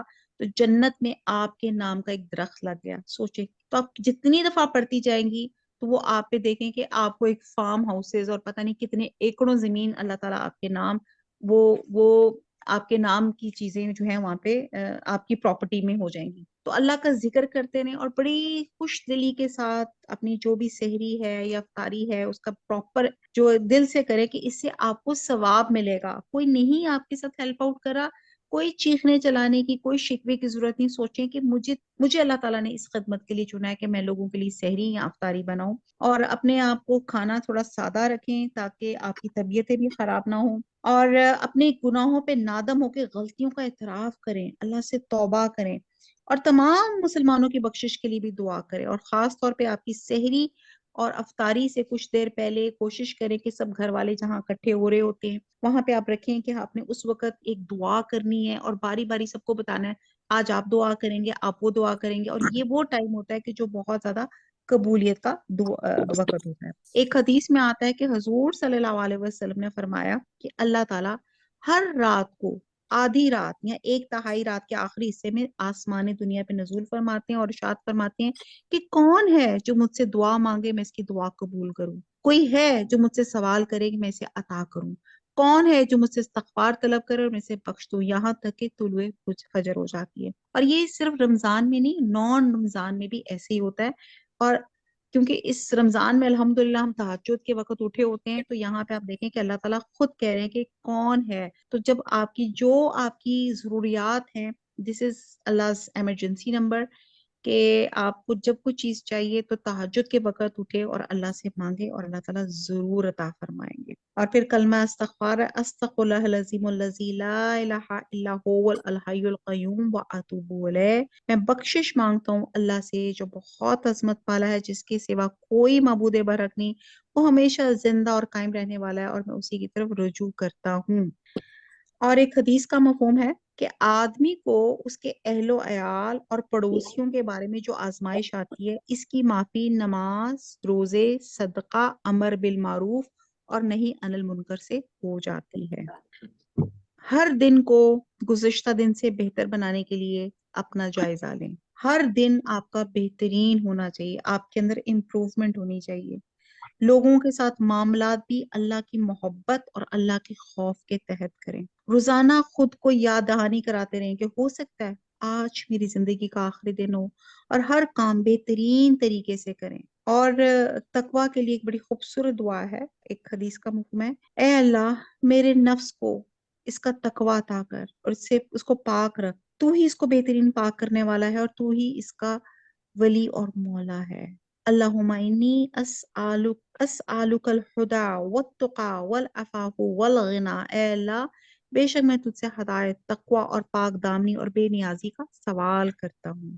اور یہ صبر کا مہینہ ہے، قرآن کا مہینہ ہے، اور کوشش کریں پلیز دورہ قرآن میں ہم سب جو ہیں شامل ہوں، باقی سب لوگوں کو بھی ہمارا جو لنک ہے اس کو فارورڈ کریں اور صدقہ جاریہ بنے، اور رمضان کے دنوں کو غنیمت جانیں، ایک ایک لمحے کو اس میں ویسٹ نہ جائیں، آپ کی زبان تر ہو اللہ کے کلام سے، اور دعائیں مانگیں، کبھی تنہائی میں رو رو کے گر گڑا کے دعا مانگیں۔ اب ایکچولی تہجد کا وقت ایسا ہوتا ہے جب سب سوئے ہوتے ہیں، اور جب آپ اٹھتے ہیں بینگ کا عورت، ہم لوگوں نے اٹھ کے ظاہر سحریاں بھی بنانی ہے، اس کا بھی اہتمام کرنا ہے، تو وہ بیسٹ ٹائم ہوتا ہے اللہ کے ساتھ 1-to-1 کورسپونڈنس کا۔ اللہ آپ کو کوئی دکھ پریشانی ہے اللہ کے سامنے بیان کریں، اللہ کے ساتھ باتیں کریں، انشاءاللہ تعالیٰ ضرور ہماری دعاؤں کو قبول فرمائیں گے۔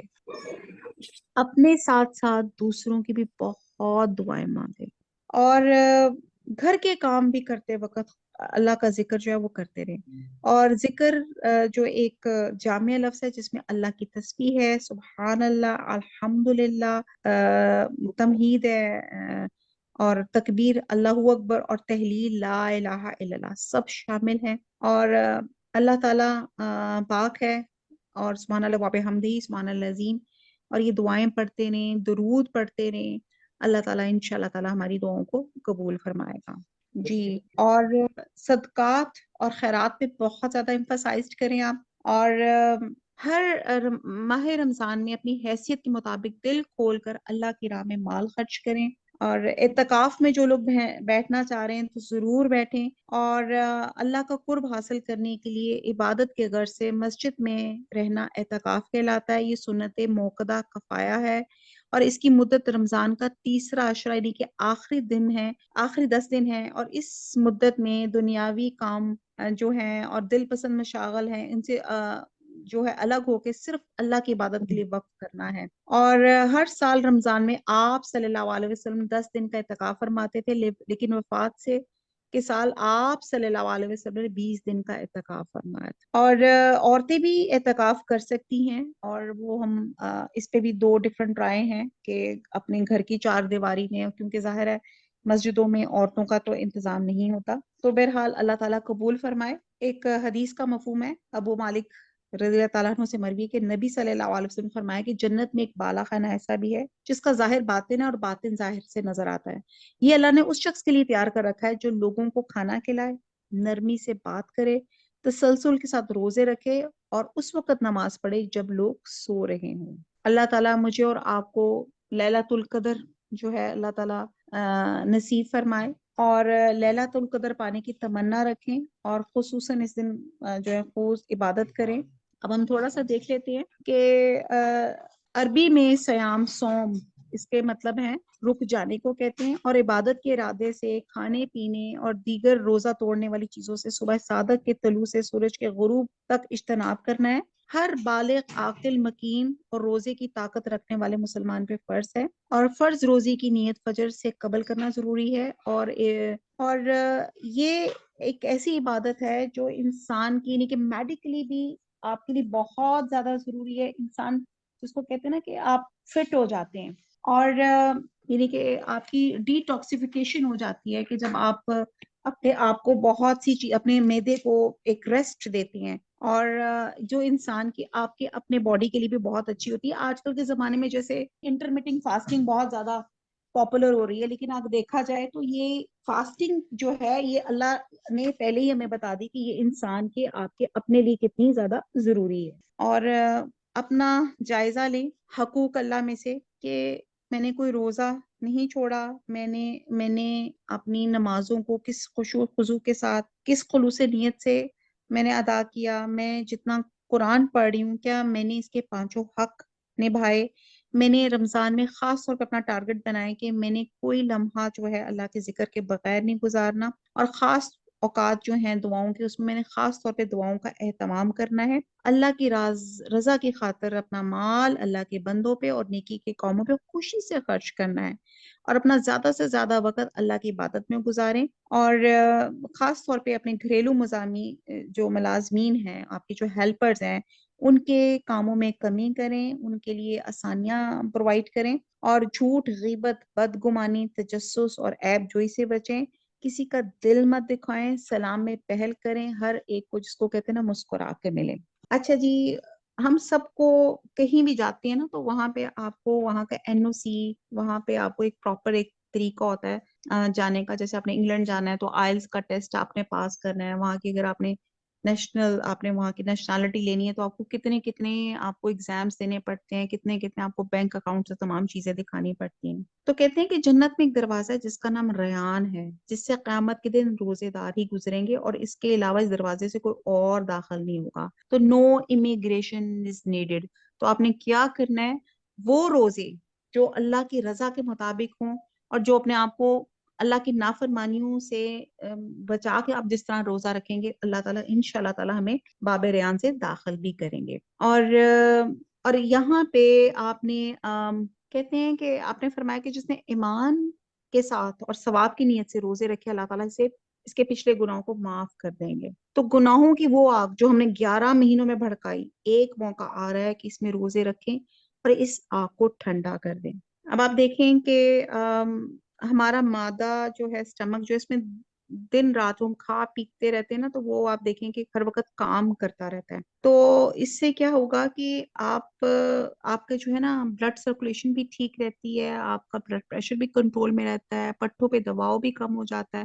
یہ میں آپ کو میڈیکلی اس کے روزے کے جو فوائد ہے وہ بتا رہی ہوں۔ پھر آپ کے جو شریانے ہیں ان پہ چربی بھی نہیں چڑھتی، اور انسان جو ہے زیادہ صحت مند ہو جاتا ہے، دل کی بیماریوں سے محفوظ رہتا ہے، اور گروتھ ہارمونز جسم کے اندر پیدا ہوتے ہیں، اور ریسرچ سے بات ثابت ہوئی ہے کہ جو لوگ زیادہ روزے رکھتے ہیں ان کی سکن دیر تک اچھی رہتی ہے، وہ جھریوں سے محفوظ رہتے ہیں۔ یعنی کہ آپ دیکھیں کہ آپ کی اینٹی رنکل ہے، اور خاص طور پہ ہم عورتیں تو سکن کے بارے میں کتنی کانشیس ہوتی ہیں۔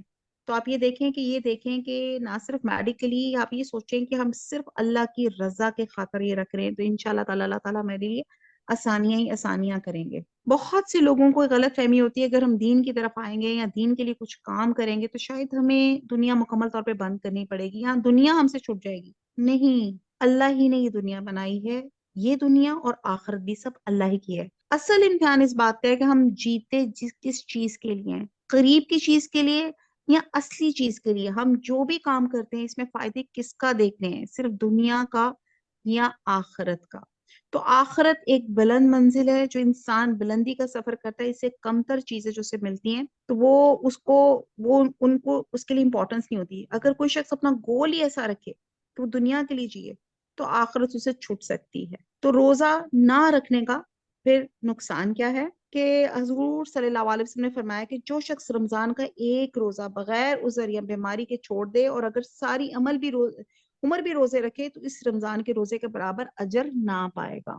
بہرحال سورہ فرقان میں ہم نے بڑے پیارے عباد الرحمن اللہ کے بندوں کی خصوصیات پڑھی، اور اللہ کے بندوں کی نیک صفات کیا ہیں کہ اللہ کے نیک بندے اللہ کو یاد کرتے ہیں، کھڑے ہو کر بھی، بیٹھ کر بھی، اور اپنے پہلوؤں پر بھی۔ تو بہرحال میں اکثر یہ بات کہتی ہوں کہ اللہ کا ایک فون نمبر ہے، تو اللہ کا فون نمبر کیا ہے؟ اللہ کا فون نمبر یہ ہماری نمازیں ہیں جو فجر، ظہر، عصر، مغرب اور عشاء کی ہیں، اور پھر ایک اللہ کا ایمرجنسی نمبر ہے جس کو ہم کہتے ہیں تہجد۔ تہجد میں اللہ تعالیٰ نے رمضان میں توفیق دیتا ہے کہ ہم تہجد کے وقت اٹھتے ہیں اور اللہ تعالیٰ سے ہم اپنی جیسے نبی نے فرمایا کہ ہمارا رب ہر رات ایک تہائی رات گزرنے کے بعد آسمانی دنیا پہ نزول فرماتا ہے اور اہل دنیا سے خطاب کرتا ہے، کون ہے جو مجھ سے مانگے میں اس کی دعا قبول کروں، کون ہے جو مجھ سے سوال کرے تو میں اس کو عطا کروں، کون ہے جو مجھ سے مغفرت طلب کرے تو میں اس کو بخش دوں۔ ایک اور بڑی پیاری بات ہے، حضرت عبداللہ بن عمر سے روایت ہے کہ نبی صلی اللہ علیہ وسلم نے فرمایا کہ روزہ اور قرآن قیامت کے دن بندے کی سفارش کریں گے۔ روزہ کہے گا اے میرے رب، میں نے اس بندے کو کھانے پینے سے اور اپنی خواہشات پوری کرنے سے روکے رکھا، اس کے بارے میں میری سفارش قبول فرما۔ قرآن کہے گا اے میرے رب، میں نے اس کو رات سونے سے روکا، لہٰذا اس کے بارے میں میری سفارش قبول فرما۔ چنانچہ دونوں کی سفارش قبول کی جائے گی۔ الحمدللہ اللہ سے دعا کرتے ہیں کہ اللہ تعالیٰ یہ رمضان جو ہے ہمارا اللہ کی رضا کے لیے، اللہ کے بتائے ہوئے قرآن اور سنت کے طریقے کے مطابق ان روزوں کو ہم گزار سکیں اور اپنے آپ کو بخشوا سکیں۔